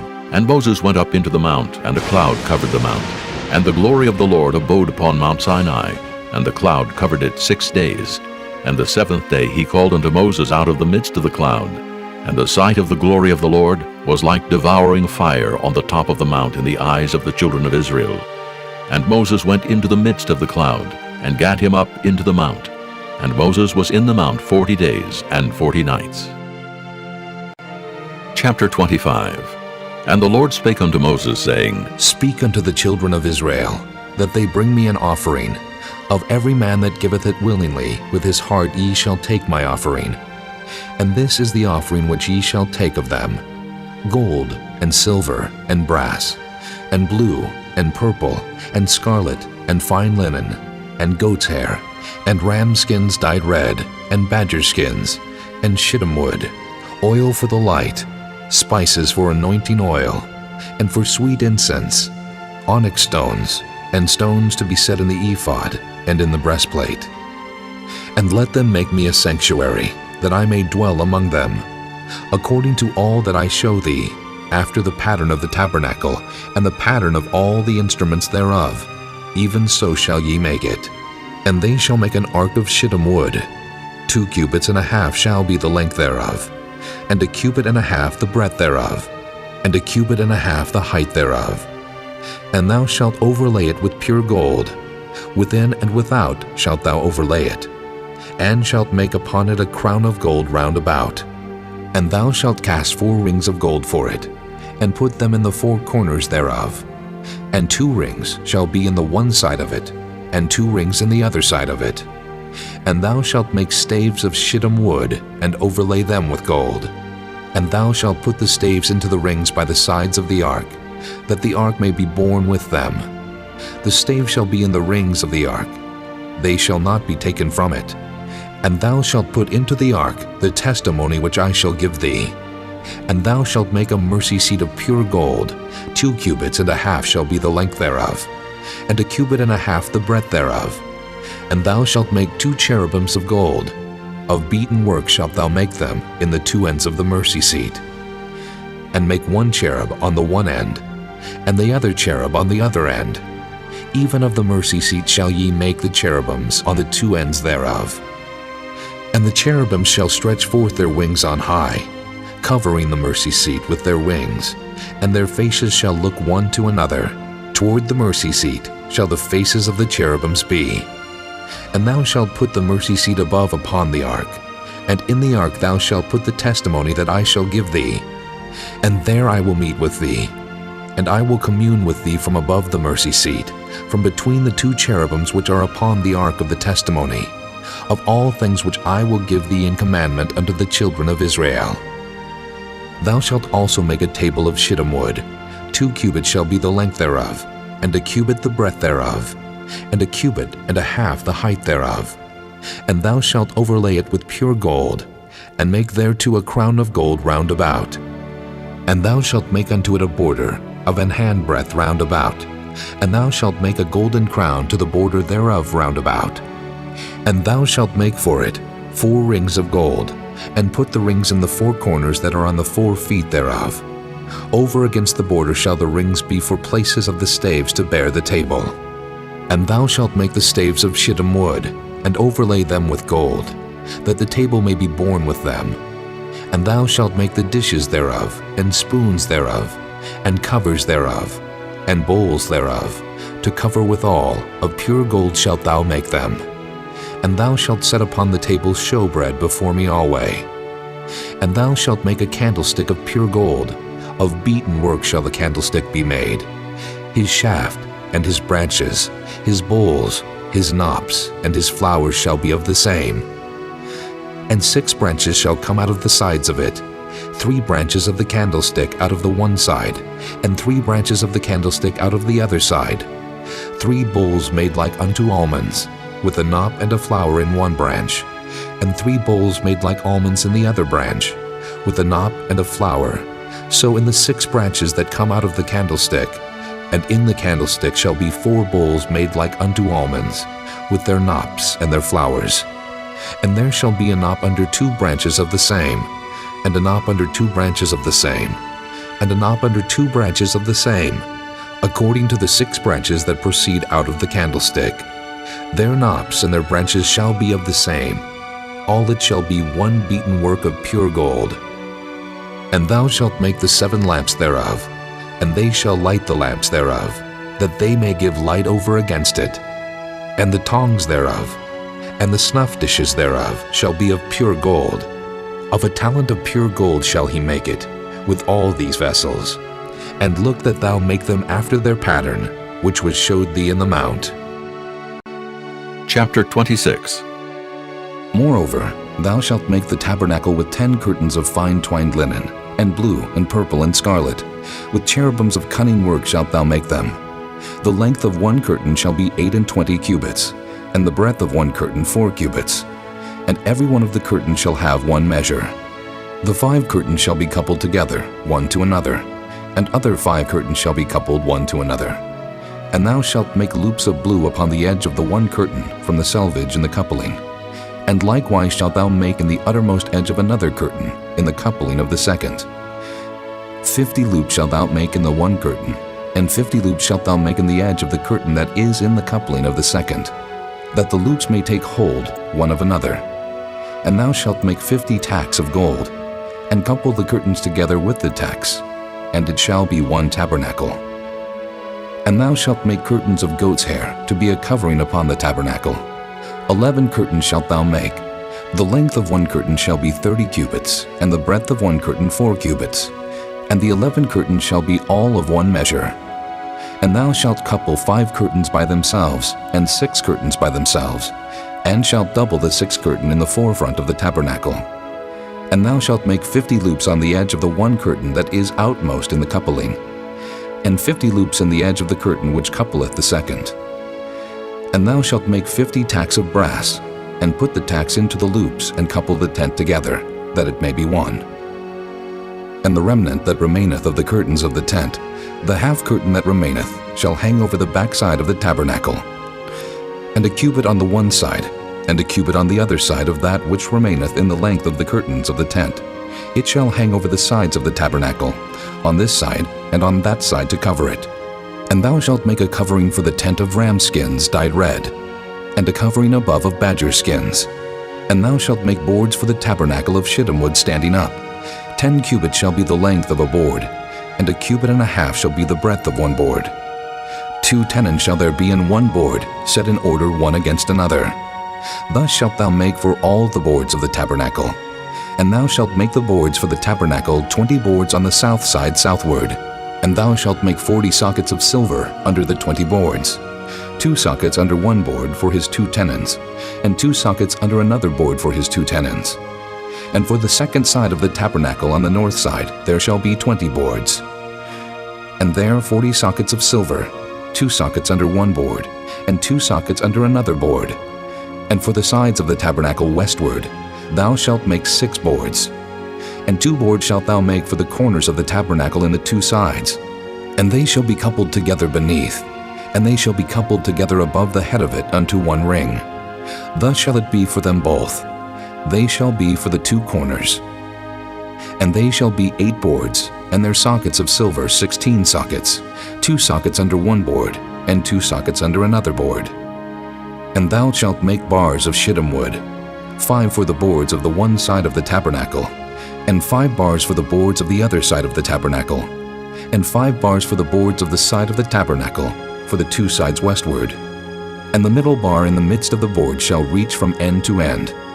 And thou shalt overlay the boards with gold, and make their rings of gold for places for the bars. And thou shalt overlay the bars with gold. And thou shalt rear up the tabernacle according to the fashion thereof, which was showed thee in the mount. And thou shalt make a veil of blue, and purple, and scarlet, and fine twined linen of cunning work. With cherubim shall it be made. And thou shalt hang it upon 4 pillars of shittim wood overlaid with gold. Their hooks shall be of gold upon the 4 sockets of silver. And thou shalt hang up the veil under the tacks, that thou mayest bring in thither within the veil the ark of the testimony. And the veil shall divide unto you between the holy place and the most holy. And thou shalt put the mercy seat upon the ark of the testimony in the most holy place. And thou shalt set the table without the veil, and the candlestick over against the table on the side of the tabernacle toward the south. And thou shalt put the table on the north side. And thou shalt make an hanging for the door of the tent of blue and purple and scarlet, and fine twined linen wrought with needlework. And thou shalt make for the hanging 5 pillars of shittim wood, and overlay them with gold, and their hooks shall be of gold. And thou shalt cast 5 sockets of brass for them.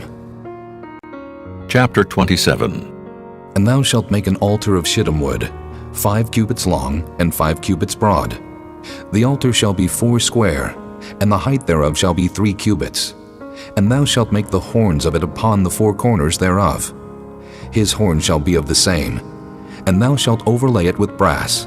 And thou shalt make his pans to receive his ashes, and his shovels, and his basins, and his flesh hooks, and his fire pans. All the vessels thereof thou shalt make of brass. And thou shalt make for it a grate of network of brass. And upon the net shalt thou make 4 brassen rings in the 4 corners thereof. And thou shalt put it under the compass of the altar beneath, that the net may be even to the midst of the altar. And thou shalt make staves for the altar, staves of shittim wood, and overlay them with brass. And the staves shall be put into the rings, and the staves shall be upon the 2 sides of the altar to bear it. Hollow with boards shalt thou make it. As it was showed thee in the mount, so shall they make it. And thou shalt make the court of the tabernacle. For the south side southward there shall be hangings for the court of fine twined linen, of 100 cubits long for one side. And the 20 pillars thereof, and their 20 sockets shall be of brass. The hooks of the pillars, and their fillets shall be of silver. And likewise for the north side in length there shall be hangings of 100 cubits long, and his 20 pillars, and their 20 sockets of brass, the hooks of the pillars, and their fillets of silver. And for the breadth of the court on the west side shall be hangings of 50 cubits, their pillars 10, and their sockets 10. And the breadth of the court on the east side eastward shall be 50 cubits. The hangings of one side of the gate shall be 15 cubits, their pillars 3, and their sockets 3. And on the other side shall be hangings 15 cubits, their pillars 3, and their sockets 3. And for the gate of the court shall be an hanging of 20 cubits, of blue and purple and scarlet, and fine twined linen, wrought with needlework. And their pillars shall be 4, and their sockets 4. All the pillars round about the court shall be filleted with silver. Their hooks shall be of silver, and their sockets of brass. The length of the court shall be 100 cubits, and the breadth 50, everywhere. And the height 5 cubits of fine twined linen, and their sockets of brass. All the vessels of the tabernacle and all the service thereof, and all the pins thereof, and all the pins of the court shall be of brass. And thou shalt command the children of Israel, that they bring thee pure oil olive beaten for the light, to cause the lamp to burn always. In the tabernacle of the congregation without the veil, which is before the testimony, Aaron and his sons shall order it from evening to morning before the Lord. It shall be a statute forever unto their generations on the behalf of the children of Israel. Chapter 28. And take thou unto thee Aaron thy brother, and his sons with him from among the children of Israel, that he may minister unto me in the priest's office, even Aaron, Nadab, and Abihu, Eleazar, and Ithamar, Aaron's sons. And thou shalt make holy garments for Aaron thy brother, for glory and for beauty. And thou shalt speak unto all that are wise-hearted, whom I have filled with the spirit of wisdom, that they may make Aaron's garments to consecrate him, that he may minister unto me in the priest's office. And these are the garments which they shall make: a breastplate, and an ephod, and a robe, and a broidered coat, a mitre, and a girdle. And they shall make holy garments for Aaron thy brother and his sons, that he may minister unto me in the priest's office. And they shall take gold, and blue, and purple, and scarlet, and fine linen. And they shall make the ephod of gold, of blue, and of purple, of scarlet, and fine twined linen with cunning work. It shall have the 2 shoulder pieces thereof joined at the 2 edges thereof, and so it shall be joined together. And the curious girdle of the ephod which is upon it shall be of the same according to the work thereof, even of gold, of blue, and purple, and scarlet, and fine twined linen. And thou shalt take 2 onyx stones, and grave on them the names of the children of Israel, 6 of their names on one stone, and the other 6 names of the rest on the other stone according to their birth.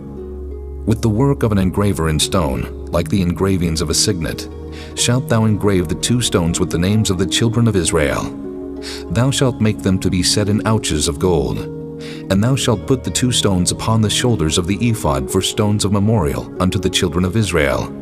And Aaron shall bear their names before the Lord upon his 2 shoulders for a memorial. And thou shalt make ouches of gold, and 2 chains of pure gold at the ends, of wreathen work shalt thou make them, and fasten the wreathen chains to the ouches. And thou shalt make the breastplate of judgment with cunning work. After the work of the ephod thou shalt make it. Of gold, of blue, and of purple, and of scarlet, and of fine twined linen shalt thou make it. 4 square it shall be beam doubled. A span shall be the length thereof, and a span shall be the breadth thereof. And thou shalt set in it settings of stones, even 4 rows of stones. The first row shall be a sardius, a topaz, and a carbuncle. This shall be the first row. And the second row shall be an emerald, a sapphire, and a diamond. And the third row, a ligure, an agate, and an amethyst. And the fourth row, a beryl, and an onyx, and a jasper. They shall be set in gold in their enclosings. And the stones shall be with the names of the children of Israel, 12 according to their names, like the engravings of a signet. Every one with his name shall they be according to the 12 tribes. And thou shalt make upon the breastplate chains at the ends of wreathen work of pure gold. And thou shalt make upon the breastplate 2 rings of gold, and shalt put the 2 rings on the 2 ends of the breastplate. And thou shalt put the 2 wreathen chains of gold in the 2 rings which are on the ends of the breastplate. And the other 2 ends of the 2 wreathen chains thou shalt fasten in the 2 ouches, and put them on the shoulder pieces of the ephod before it. And thou shalt make 2 rings of gold, and thou shalt put them upon the 2 ends of the breastplate in the border thereof, which is in the side of the ephod inward.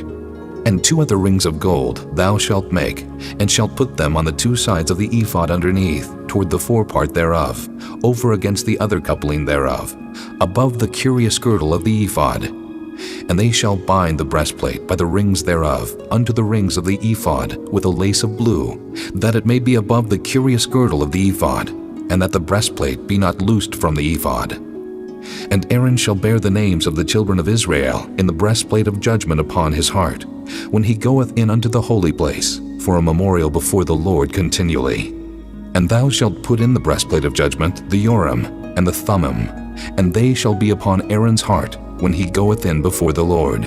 And Aaron shall bear the judgment of the children of Israel upon his heart before the Lord continually. And thou shalt make the robe of the ephod all of blue, and there shall be an hole in the top of it, in the midst thereof. It shall have a binding of woven work round about the whole of it, as it were the hole of an habergeon, that it be not rent. And beneath, upon the hem of it, thou shalt make pomegranates of blue, and of purple, and of scarlet, round about the hem thereof, and bells of gold between them round about. A golden bell and a pomegranate, a golden bell and a pomegranate, upon the hem of the robe round about. And it shall be upon Aaron to minister, and his sound shall be heard when he goeth in unto the holy place before the Lord, and when he cometh out, that he die not. And thou shalt make a plate of pure gold, and grave upon it, like the engravings of a signet, Holiness to the Lord. And thou shalt put it on a blue lace, that it may be upon the mitre. Upon the forefront of the mitre it shall be.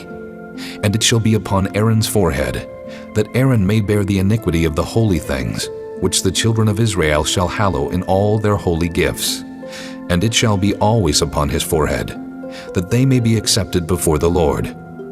And thou shalt embroider the coat of fine linen, and thou shalt make the mitre of fine linen, and thou shalt make the girdle of needlework.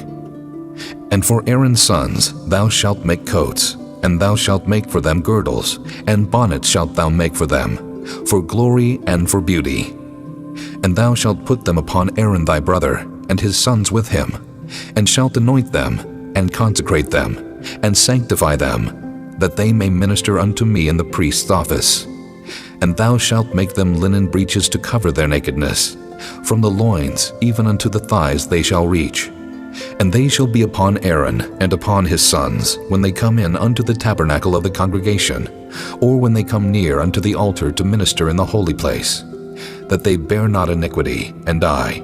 It shall be a statute forever unto him and his seed after him. Chapter 29. And this is the thing that thou shalt do unto them, to hallow them, to minister unto me in the priest's office. Take 1 young bullock, and 2 rams without blemish, and unleavened bread, and cakes unleavened tempered with oil, and wafers unleavened anointed with oil. Of wheaten flour shalt thou make them. And thou shalt put them into 1 basket, and bring them in the basket with the bullock and the 2 rams. And Aaron and his sons thou shalt bring unto the door of the tabernacle of the congregation, and shalt wash them with water. And thou shalt take the garments, and put upon Aaron the coat, and the robe of the ephod, and the ephod, and the breastplate, and gird him with the curious girdle of the ephod.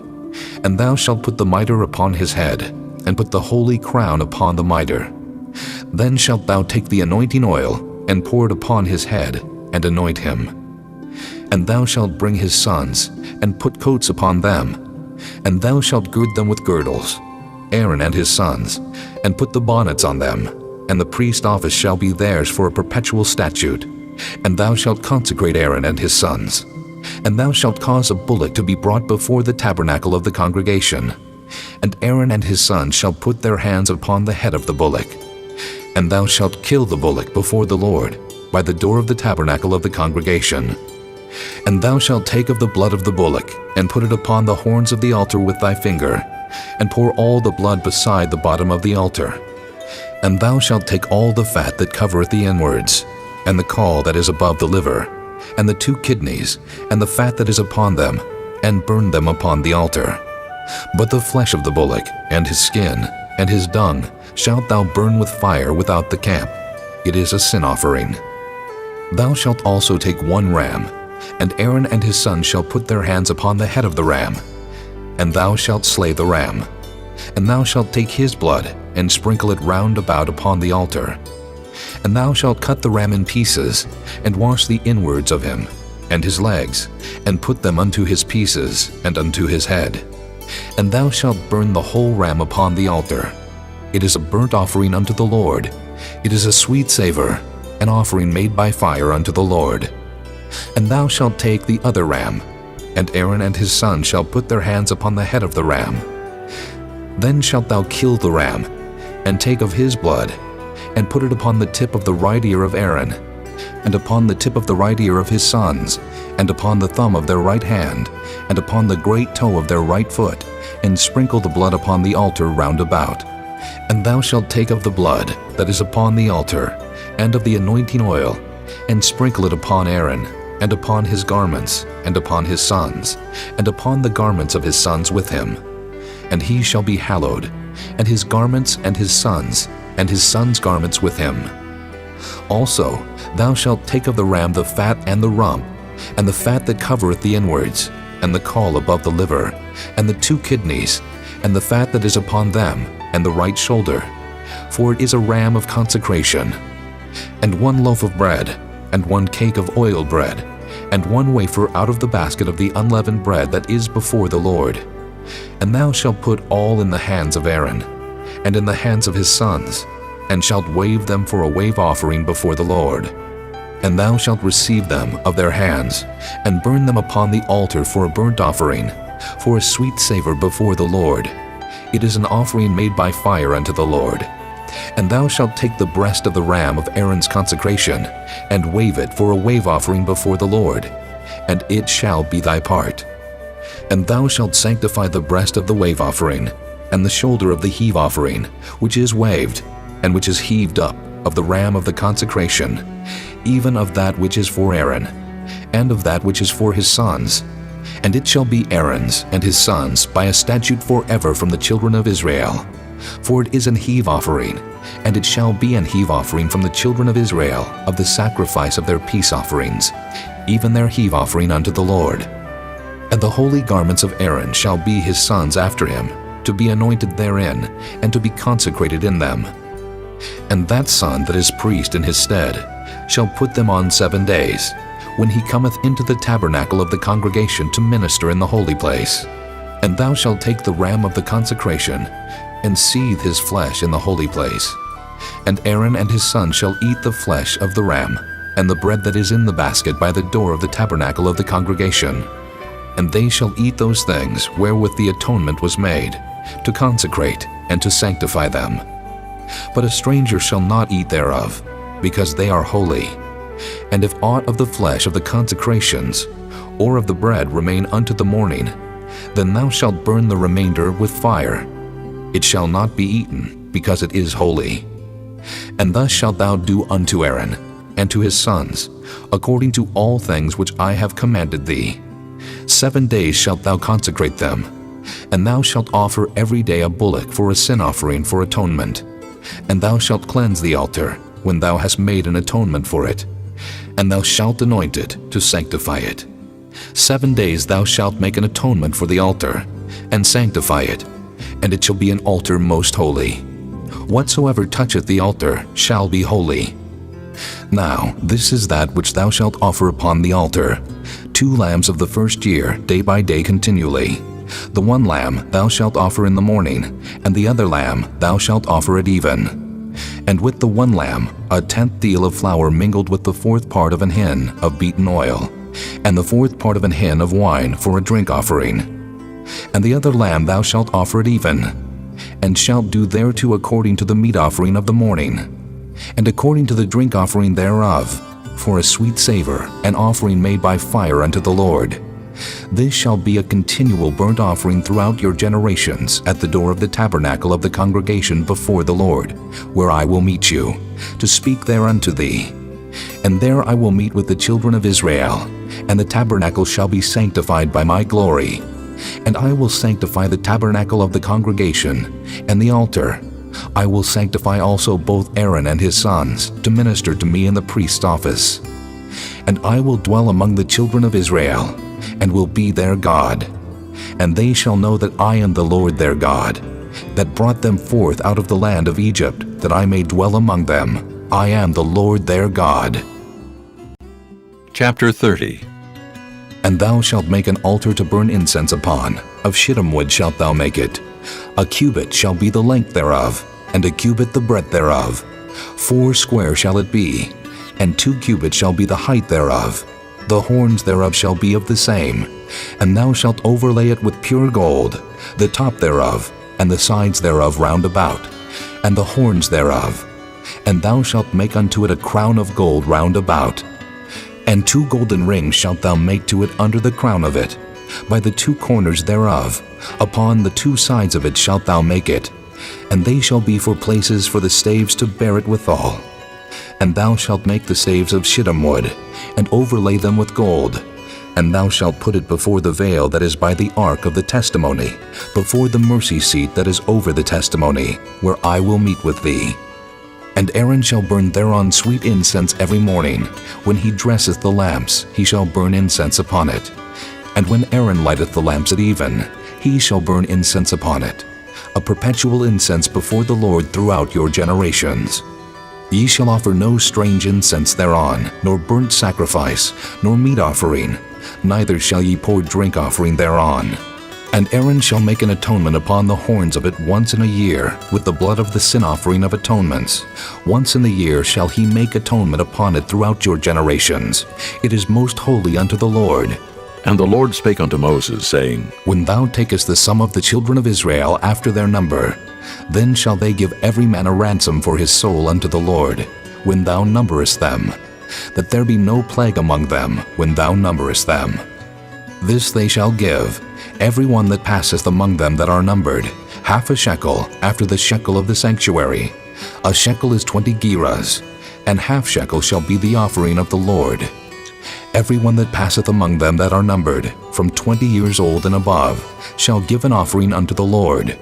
The rich shall not give more, and the poor shall not give less than half a shekel, when they give an offering unto the Lord to make an atonement for your souls. And thou shalt take the atonement money of the children of Israel, and shalt appoint it for the service of the tabernacle of the congregation, that it may be a memorial unto the children of Israel before the Lord, to make an atonement for your souls. And the Lord spake unto Moses, saying, Thou shalt also make a laver of brass, and his foot also of brass, to wash withal, and thou shalt put it between the tabernacle of the congregation and the altar, and thou shalt put water therein. For Aaron and his sons shall wash their hands and their feet thereat. When they go into the tabernacle of the congregation, they shall wash with water, that they die not. Or when they come near to the altar to minister, to burn offering made by fire unto the Lord. So they shall wash their hands and their feet, that they die not. And it shall be a statute forever to them, even to him and to his seed throughout their generations. Moreover, the Lord spake unto Moses, saying, Take thou also unto thee principal spices of pure myrrh, 500 shekels, and of sweet cinnamon half so much, even 250 shekels, and of sweet calamus 250 shekels, and of cassia 500 shekels, after the shekel of the sanctuary, and of oil olive and hin. And thou shalt make it an oil of holy ointment, an ointment compound after the art of the apothecary. It shall be an holy anointing oil. And thou shalt anoint the tabernacle of the congregation therewith, and the ark of the testimony, and the table, and all his vessels, and the candlestick, and his vessels, and the altar of incense, and the altar of burnt offering with all his vessels, and the laver, and his foot. And thou shalt sanctify them, that they may be most holy. Whatsoever toucheth them shall be holy.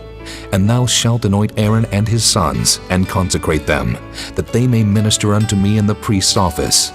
And thou shalt speak unto the children of Israel, saying, This shall be an holy anointing oil unto me throughout your generations. Upon man's flesh shall it not be poured, neither shall ye make any other like it after the composition of it. It is holy, and it shall be holy unto you. Whosoever compoundeth any like it, or whosoever putteth any of it upon a stranger, shall even be cut off from his people. And the Lord said unto Moses, Take unto thee sweet spices, stacte, and onycha, and galbanum. These sweet spices with pure frankincense, of each shall there be a like weight. And thou shalt make it a perfume, a confection after the art of the apothecary, tempered together, pure and holy. And thou shalt beat some of it very small, and put of it before the testimony in the tabernacle of the congregation, where I will meet with thee. It shall be unto you most holy. And as for the perfume which thou shalt make, ye shall not make to yourselves according to the composition thereof. It shall be unto thee holy for the Lord. Whosoever shall make like unto that, to smell thereto, shall even be cut off from his people. Chapter 31. And the Lord spake unto Moses, saying, See, I have called by name Bezaleel, the son of Uri, the son of Hur of the tribe of Judah, and I have filled him with the Spirit of God, in wisdom and in understanding, and in knowledge, and in all manner of workmanship, to devise cunning works, to work in gold, and in silver, and in brass, and in cutting of stones to set them, and in carving of timber, to work in all manner of workmanship. And I, behold, I have given with him Aholiab, the son of Ahisamach, of the tribe of Dan, And in the hearts of all that are wise-hearted I have put wisdom, that they may make all that I have commanded thee.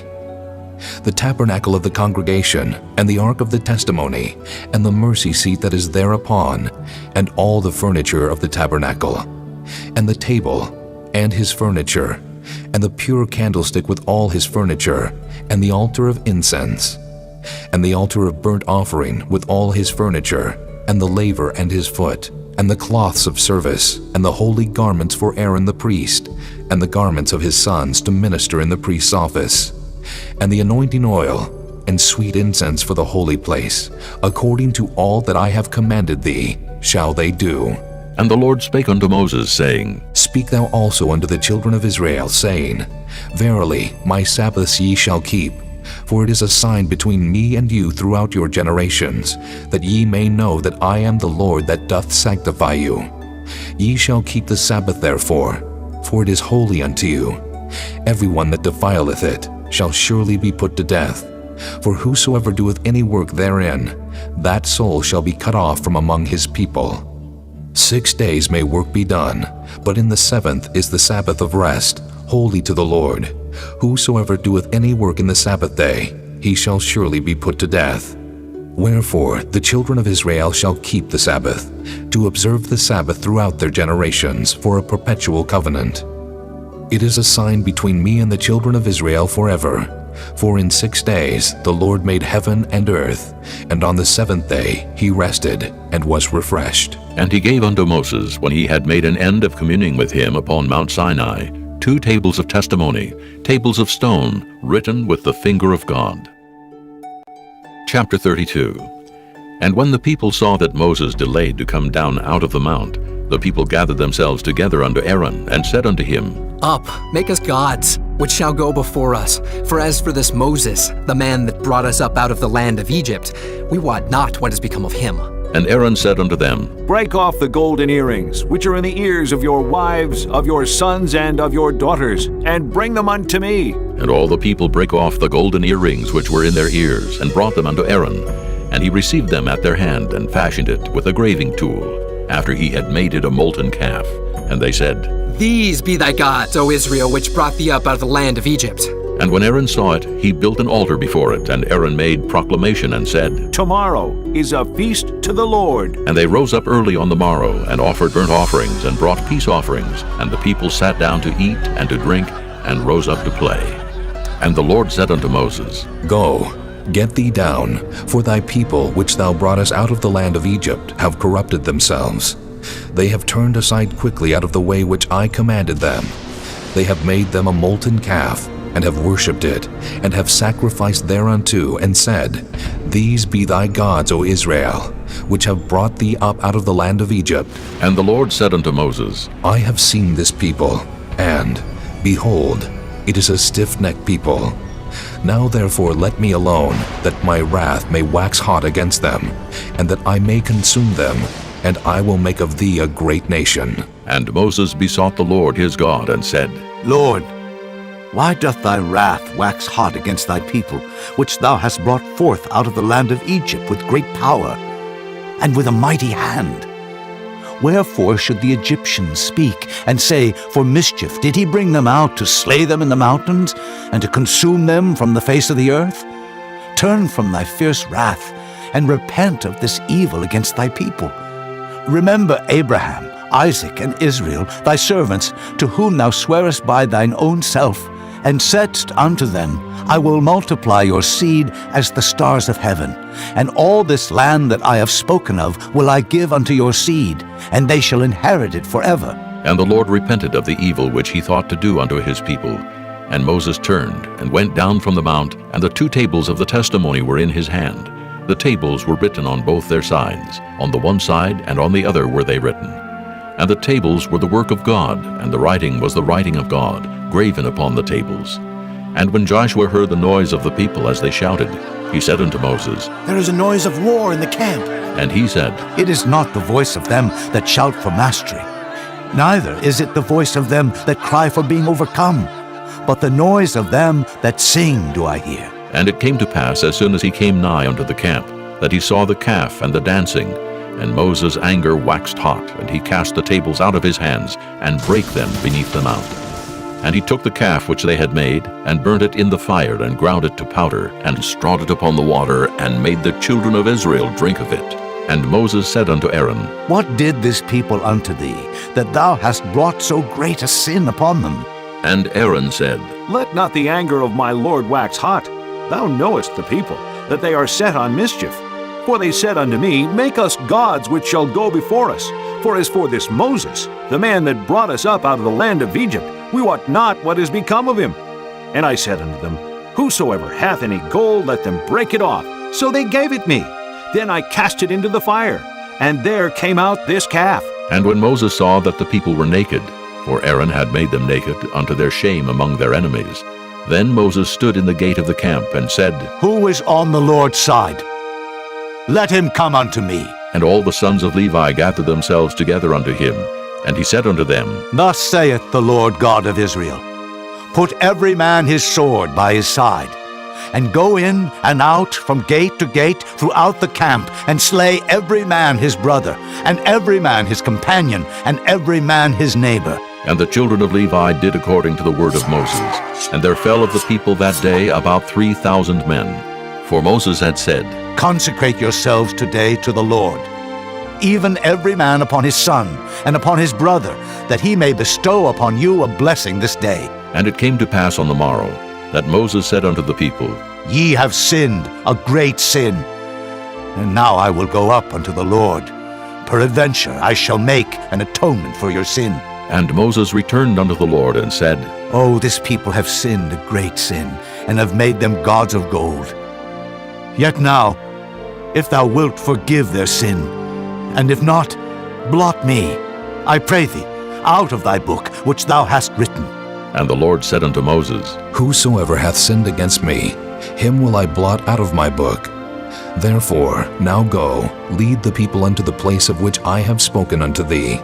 Behold, mine angel shall go before thee.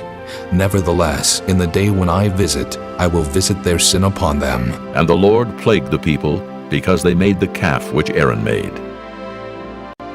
Chapter 33. And the Lord said unto Moses, Depart, and go up hence, thou and the people which thou hast brought up out of the land of Egypt, unto the land which I swear unto Abraham, to Isaac, and to Jacob, saying, Unto thy seed will I give it. And I will send an angel before thee, and I will drive out the Canaanite, the Amorite, and the Hittite, and the Perizzite, the Hivite, and the Jebusite, unto a land flowing with milk and honey. For I will not go up in the midst of thee, for thou art a stiff-necked people, lest I consume thee in the way. And when the people heard these evil tidings, they mourned, and no man did put on him his ornaments. For the Lord had said unto Moses, Say unto the children of Israel, Ye are a stiff-necked people. I will come up into the midst of thee in a moment, and consume thee. Therefore now put off thy ornaments from thee, that I may know what to do unto thee. And the children of Israel stripped themselves of their ornaments by the Mount Horeb. And Moses took the tabernacle, and pitched it without the camp, afar off from the camp, and called it the tabernacle of the congregation. And it came to pass that every one which sought the Lord went out unto the tabernacle of the congregation, which was without the camp. And it came to pass, when Moses went out unto the tabernacle, that all the people rose up, and stood every man at his tent door, and looked after Moses until he was gone into the tabernacle. And it came to pass, as Moses entered into the tabernacle, the cloudy pillar descended, and stood at the door of the tabernacle, and the Lord talked with Moses. And all the people saw the cloudy pillar stand at the tabernacle door, and all the people rose up and worshipped, every man in his tent door. And the Lord spake unto Moses face to face, as a man speaketh unto his friend. And he turned again into the camp. But his servant Joshua the son of Nun, a young man, departed not out of the tabernacle. And Moses said unto the Lord, See, thou sayest unto me, Bring up this people. And thou hast not let me know whom thou wilt send with me. Yet thou hast said, I know thee by name, and thou hast also found grace in my sight. Now, therefore, I pray thee, if I have found grace in thy sight, show me now thy way, that I may know thee, that I may find grace in thy sight, and consider that this nation is thy people. And he said, My presence shall go with thee, and I will give thee rest. And he said unto him, If thy presence go not with me, carry us not up hence. For wherein shall it be known here that I and thy people have found grace in thy sight? Is it not in that thou goest with us? So shall we be separated, I and thy people, from all the people that are upon the face of the earth. And the Lord said unto Moses, I will do this thing also that thou hast spoken, for thou hast found grace in my sight, and I know thee by name. And he said, I beseech thee, show me thy glory. And he said, I will make all my goodness pass before thee, and I will proclaim the name of the Lord before thee, and will be gracious to whom I will be gracious, and will show mercy on whom I will show mercy. And he said, Thou canst not see my face, for there shall no man see me and live. And the Lord said, Behold, there is a place by me, and thou shalt stand upon a rock. And it shall come to pass, while my glory passeth by, that I will put thee in a cleft of the rock, and will cover thee with my hand while I pass by. And I will take away mine hand, and thou shalt see my back parts, but my face shall not be seen. This concludes disc number 5. Chapter 34.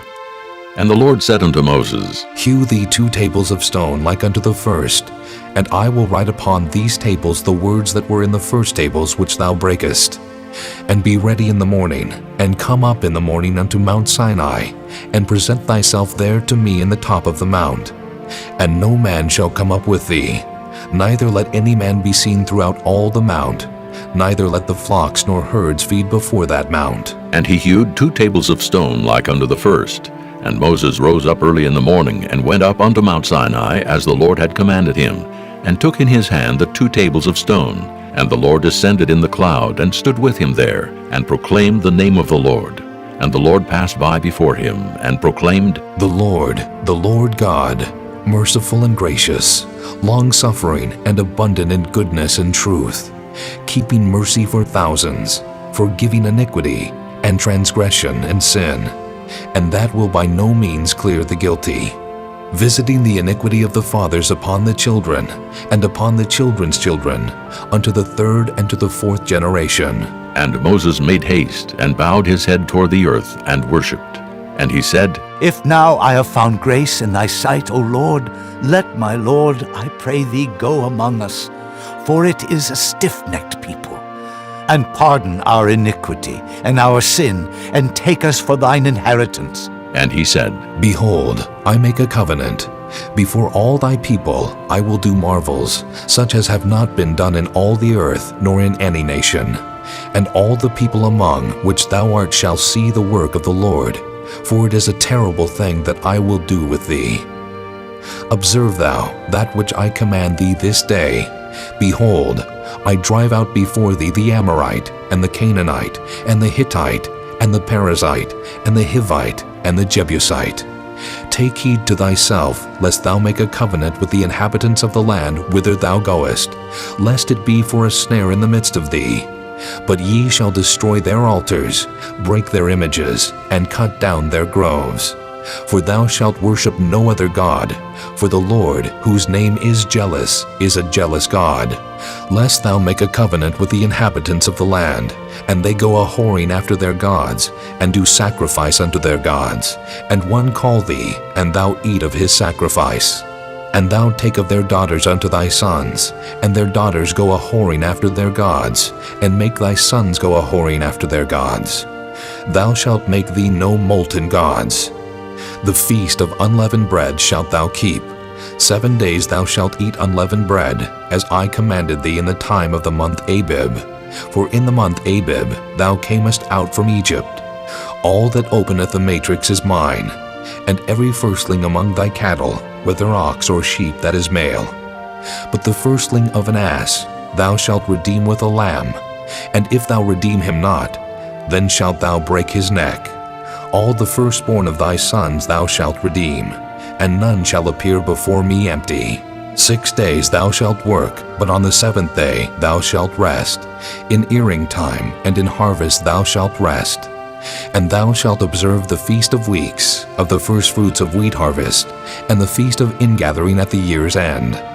Thrice in the year shall all your men children appear before the Lord God, the God of Israel. For I will cast out the nations before thee, and enlarge thy borders. Neither shall any man desire thy land when thou shalt go up to appear before the Lord thy God thrice in the year. Thou shalt not offer the blood of my sacrifice with leaven, neither shall the sacrifice of the feast of the Passover be left unto the morning.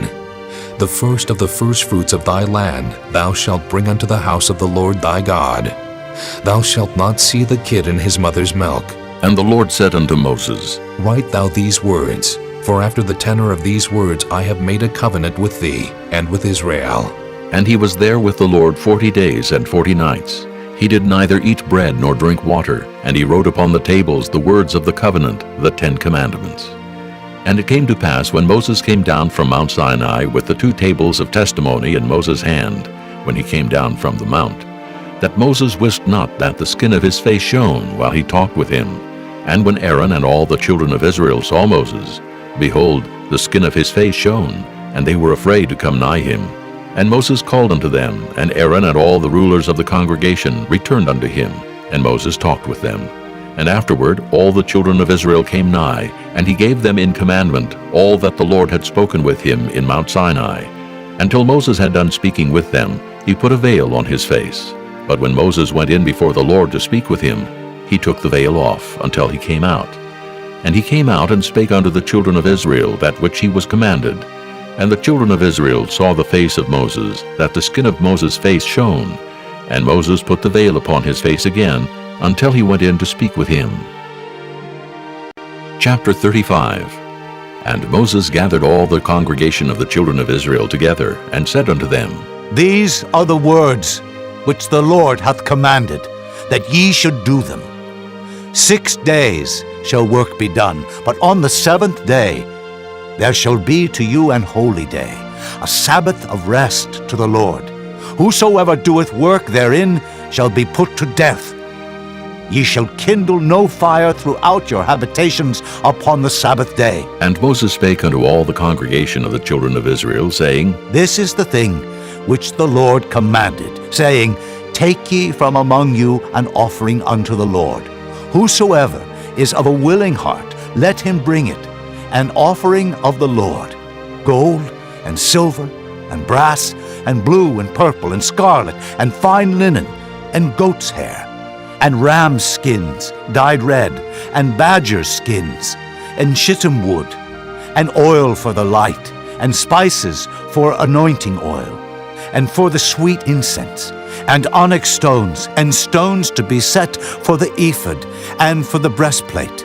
And every wise-hearted among you shall come and make all that the Lord hath commanded: the tabernacle, his tent and his covering, his tacks and his boards, his bars, his pillars and his sockets, the ark and the staves thereof, with the mercy seat and the veil of the covering, the table and his staves and all his vessels, and the showbread, the candlestick also for the light, and his furniture, and his lamps with the oil for the light, and the incense altar, and his staves, and the anointing oil, and the sweet incense, and the hanging for the door at the entering in of the tabernacle, the altar of burnt offering, with his brazen grate, his staves, and all his vessels, the laver and his foot, the hangings of the court, his pillars and their sockets, and the hanging for the door of the court, the pins of the tabernacle,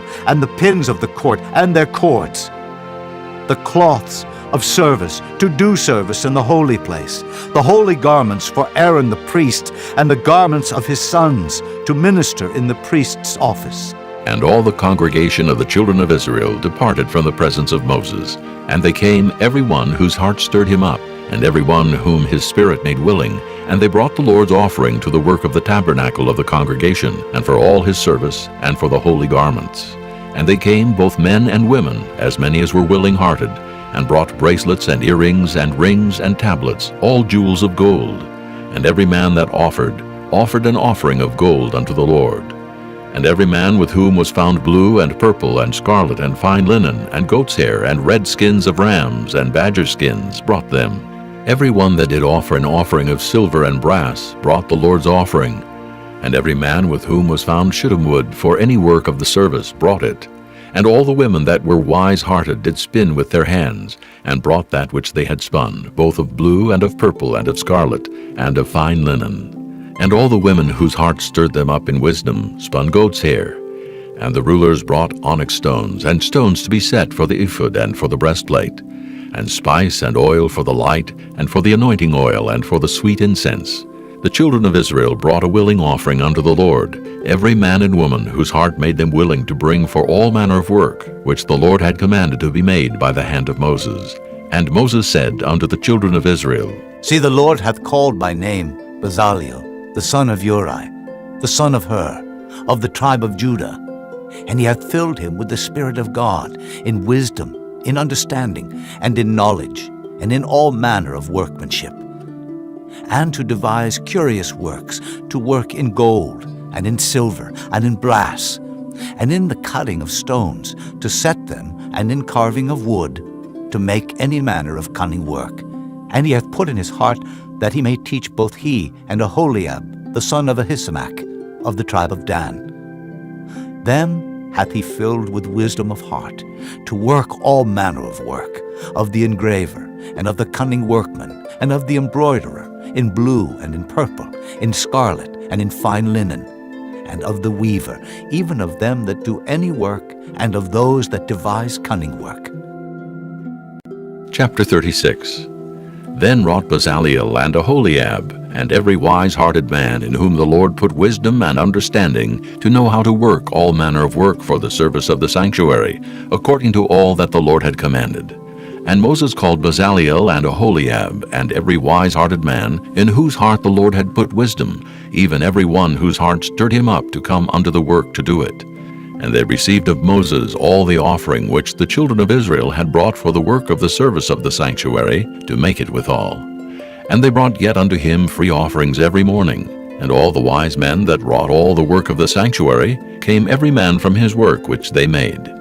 And they spake unto Moses, saying, The people bring much more than enough for the service of the work, which the Lord commanded to make. And Moses gave commandment, and they caused it to be proclaimed throughout the camp, saying, Let neither man nor woman make any more work for the offering of the sanctuary. So the people were restrained from bringing, for the stuff they had was sufficient for all the work to make it, and too much.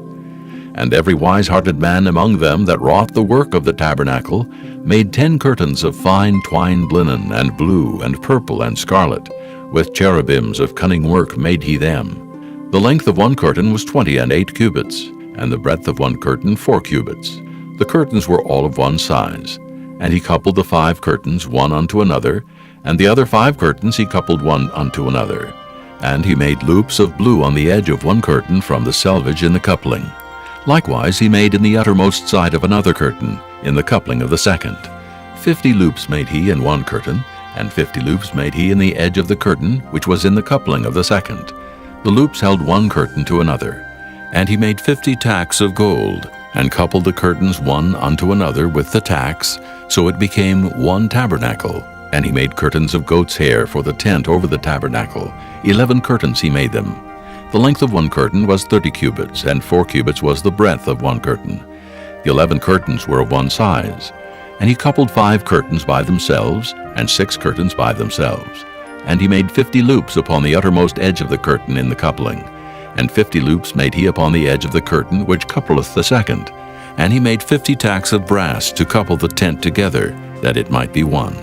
And he made a covering for the tent of ram skin dyed red, and a covering of badger skin above that. And he made boards for the tabernacle of shittim wood standing up. The length of a board was 10 cubits, and the breadth of a board was 1 cubit and a half. One board had 2 tenons, equally distant one from another. Thus did he make for all the boards of the tabernacle. And he made boards for the tabernacle, 20 boards for the south side southward. And 40 sockets of silver he made under the 20 boards, 2 sockets under one board for his 2 tenons, and 2 sockets under another board for his 2 tenons. And for the other side of the tabernacle, which is toward the north corner, he made 20 boards, and there 40 sockets of silver, 2 sockets under one board, and 2 sockets under another board. And for the sides of the tabernacle westward, he made 6 boards. and 2 boards made he for the corners of the tabernacle in the 2 sides. And they were coupled beneath and coupled together at the head thereof to 1 ring. Thus he did to both of them in both the corners. And there were 8 boards, and their sockets were 16 sockets of silver, under every board 2 sockets. And he made bars of shittim wood, 5 for the boards of the one side of the tabernacle, and 5 bars for the boards of the other side of the tabernacle, and 5 bars for the boards of the tabernacle for the sides westward. And he made the middle bar to shoot through the boards from the one end to the other. And he overlaid the boards with gold, and made their rings of gold to be places for the bars, and overlaid the bars with gold. And he made a veil of blue and purple and scarlet and fine twined linen. With cherubims made he it of cunning work. And he made thereunto 4 pillars of shittim wood, and overlaid them with gold. Their hooks were of gold. And he cast for them 4 sockets of silver. And he made an hanging for the tabernacle door of blue and purple and scarlet, and fine twined linen of needlework, and the 5 pillars of it with their hooks. And he overlaid their chapiters and their fillets with gold, but their 5 sockets were of brass. Chapter 37. And Bezaleel made the ark of shittim wood. 2 cubits and a half was the length of it, and 1 cubit and a half the breadth of it, and 1 cubit and a half the height of it. And he overlaid it with pure gold within and without, and made a crown of gold to it round about. And he cast for it 4 rings of gold to be set by the 4 corners of it, even 2 rings upon the one side of it, and 2 rings upon the other side of it. And he made staves of shittim wood, and overlaid them with gold. And he put the staves into the rings by the sides of the ark, to bear the ark. And he made the mercy seat of pure gold. 2 cubits and a half was the length thereof, and 1 cubit and a half the breadth thereof. And he made 2 cherubims of gold, beaten out of 1 piece made he them, on the 2 ends of the mercy seat. 1 cherub on the end on this side, and another cherub on the other end on that side. Out of the mercy seat made he the cherubims on the 2 ends thereof. And the cherubims spread out their wings on high, and covered with their wings over the mercy seat, with their faces one to another. Even to the mercy seatward were the faces of the cherubims. And he made the table of shittim wood. 2 cubits was the length thereof, and 1 cubit the breadth thereof, and 1 cubit and a half the height thereof. And he overlaid it with pure gold, and made thereunto a crown of gold round about. Also he made thereunto a border of an handbreadth round about, and made a crown of gold for the border thereof round about. And he cast for it 4 rings of gold, and put the rings upon the 4 corners that were in the 4 feet thereof. Over against the border were the rings, the places for the staves to bear the table. And he made the staves of shittim wood, and overlaid them with gold to bear the table. And he made the vessels which were upon the table, his dishes and his spoons and his bowls, and his covers to cover withal, of pure gold. And he made the candlestick of pure gold, of beaten work made he the candlestick. His shaft and his branch, his bowls, his knops, and his flowers were of the same, and 6 branches going out of the sides thereof, 3 branches of the candlestick out of the one side thereof, and 3 branches of the candlestick out of the other side thereof.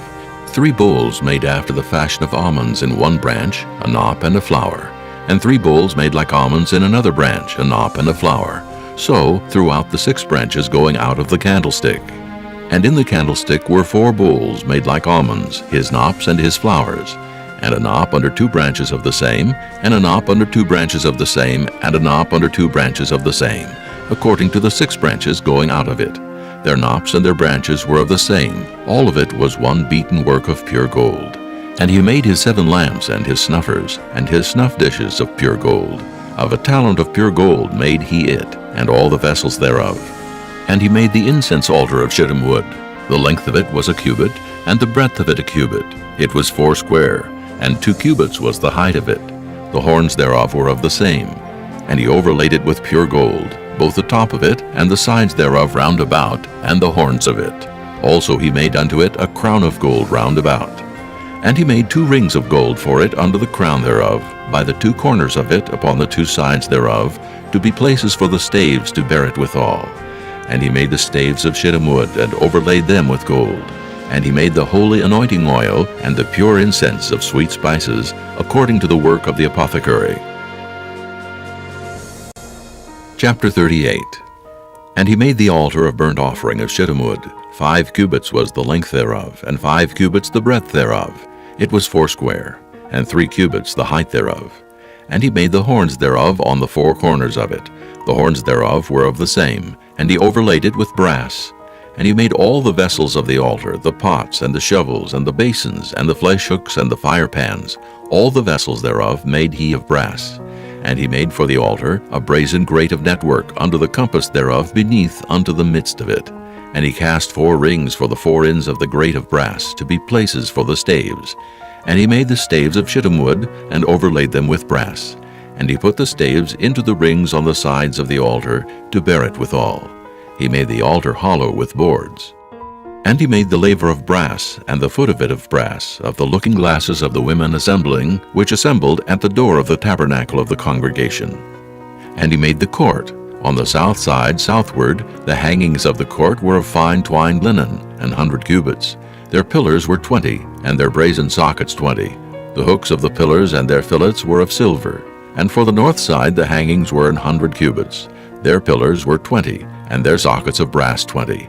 The hooks of the pillars and their fillets of silver.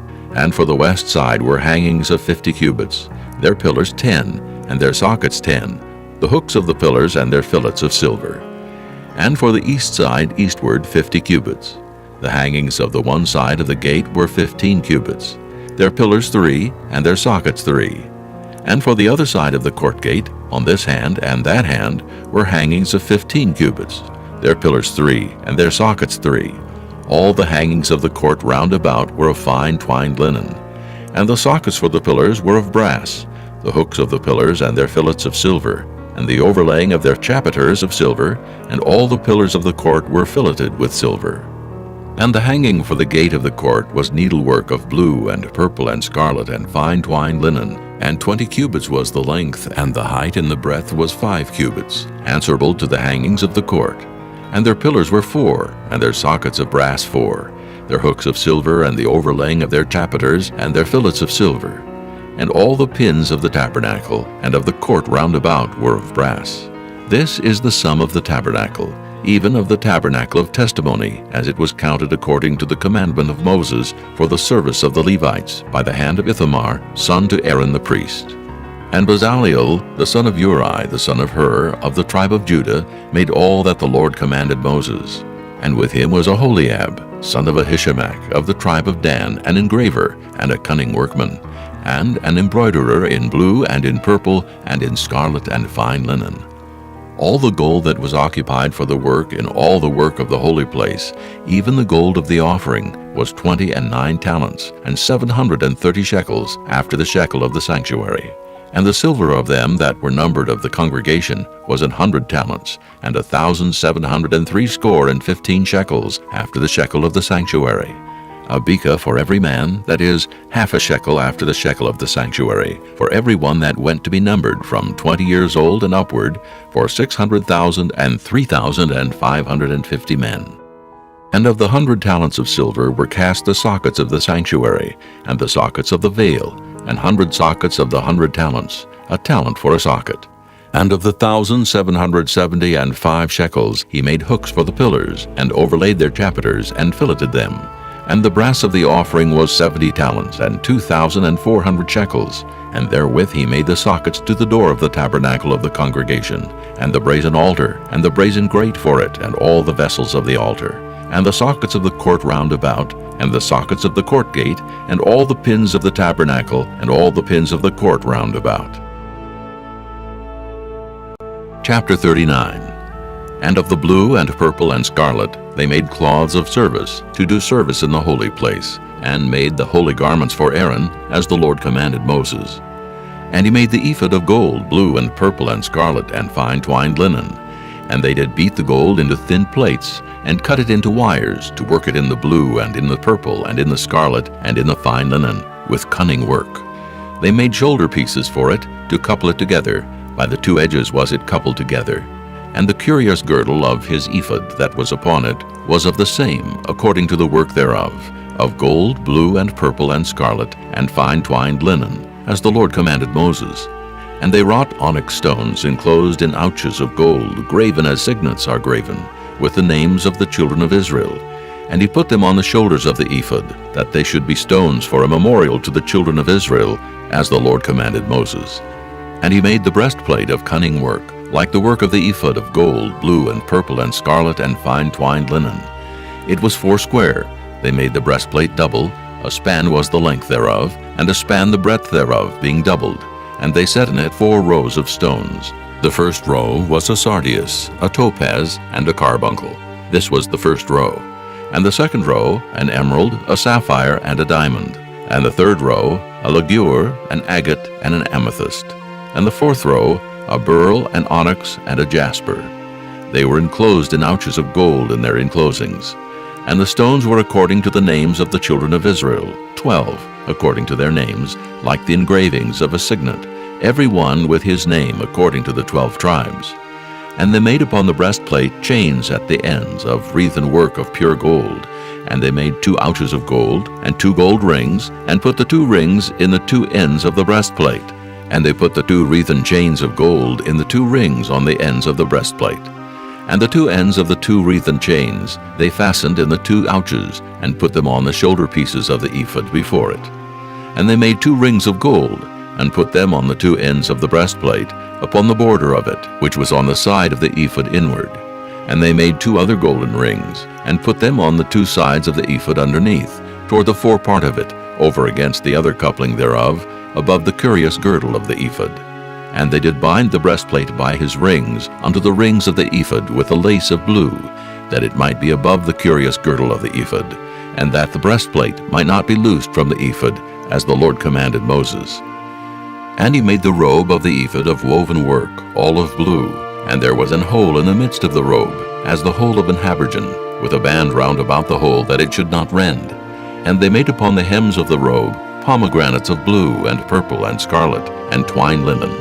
And they made bells of pure gold, and put the bells between the pomegranates upon the hem of the robe, round about between the pomegranates. A bell and a pomegranate, a bell and a pomegranate, round about the hem of the robe to minister in, as the Lord commanded Moses. And they made coats of fine linen of woven work for Aaron and for his sons, and a mitre of fine linen, and goodly bonnets of fine linen, and linen breeches of fine twined linen, and a girdle of fine twined linen, and blue and purple and scarlet, of needlework, as the Lord commanded Moses. And they made the plate of the holy crown of pure gold, and wrote upon it a writing, like to the engravings of a signet, Holiness to the Lord. And they tied unto it a lace of blue to fasten it on high upon the mitre, as the Lord commanded Moses. Thus was all the work of the tabernacle of the tent of the congregation finished. And the children of Israel did according to all that the Lord commanded Moses, so did they. And they brought the tabernacle unto Moses, the tent and all his furniture, his tacks, his boards, his bars, and his pillars, and his sockets, and the covering of ram skins dyed red, and the covering of badger skins, and the veil of the covering, the ark of the testimony, and the staves thereof, and the mercy seat, the table and all the vessels thereof, and the showbread, the pure candlestick with the lamps thereof, even with the lamps to be set in order, and all the vessels thereof, and the oil for light, and the golden altar, and the anointing oil, and the sweet incense, and the hanging for the tabernacle door, the brazen altar, and his grate of brass, his staves, and all his vessels, the laver and his foot, the hangings of the court, his pillars, and his sockets, and the hanging for the court gate, his cords and his pins, and all the vessels of the service of the tabernacle for the tent of the congregation, the cloths of service to do service in the holy place, and the holy garments for Aaron the priest, and his sons' garments, to minister in the priest's office. According to all that the Lord commanded Moses, so the children of Israel made all the work. And Moses did look upon all the work, and behold, they had done it as the Lord had commanded. Even so had they done it, and Moses blessed them. Chapter 40. And the Lord spake unto Moses, saying, On the 1st day of the 1st month shalt thou set up the tabernacle of the tent of the congregation. And thou shalt put therein the ark of the testimony, and cover the ark with the veil. And thou shalt bring in the table, and set in order the things that are to be set in order upon it. And thou shalt bring in the candlestick, and light the lamps thereof. And thou shalt set the altar of gold for the incense before the ark of the testimony, and put the hanging of the door to the tabernacle. And thou shalt set the altar of the burnt offering before the door of the tabernacle of the tent of the congregation. And thou shalt set the laver between the tent of the congregation and the altar, and shalt put water therein. And thou shalt set up the court round about, and hang up the hanging at the court gate. And thou shalt take the anointing oil, and anoint the tabernacle, and all that is therein, and shalt hallow it, and all the vessels thereof, and it shall be holy. And thou shalt anoint the altar of the burnt offering, and all his vessels, and sanctify the altar, and it shall be an altar most holy. And thou shalt anoint the laver and his foot, and sanctify it. And thou shalt bring Aaron and his sons unto the door of the tabernacle of the congregation, and wash them with water. And thou shalt put upon Aaron the holy garments, and anoint him, and sanctify him, that he may minister unto me in the priest's office. And thou shalt bring his sons, and clothe them with coats. And thou shalt anoint them, as thou didst anoint their father, that they may minister unto me in the priest's office. For their anointing shall surely be an everlasting priesthood throughout their generations. Thus did Moses, according to all that the Lord commanded him, so did he.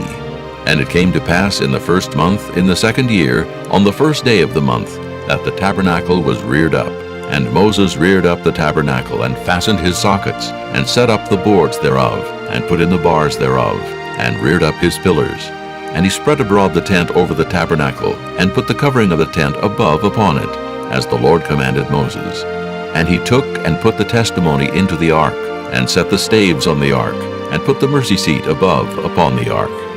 And he brought the ark into the tabernacle, and set up the veil of the covering, and covered the ark of the testimony as the Lord commanded Moses. And he put the table in the tent of the congregation upon the side of the tabernacle northward, without the veil. And he set the bread in order upon it before the Lord, as the Lord had commanded Moses. And he put the candlestick in the tent of the congregation, over against the table, on the side of the tabernacle southward. And he lighted the lamps before the Lord, as the Lord commanded Moses. And he put the golden altar in the tent of the congregation before the veil, and he burnt sweet incense thereon, as the Lord commanded Moses.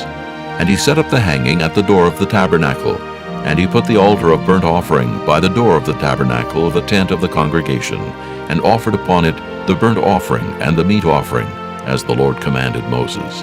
And he set the laver between the tent of the congregation and the altar, and put water there to wash withal. And Moses and Aaron and his sons washed their hands and their feet thereat.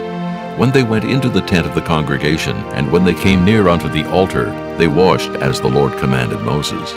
And he reared up the court round about the tabernacle and the altar, and set up the hanging of the court gate. So Moses finished the work.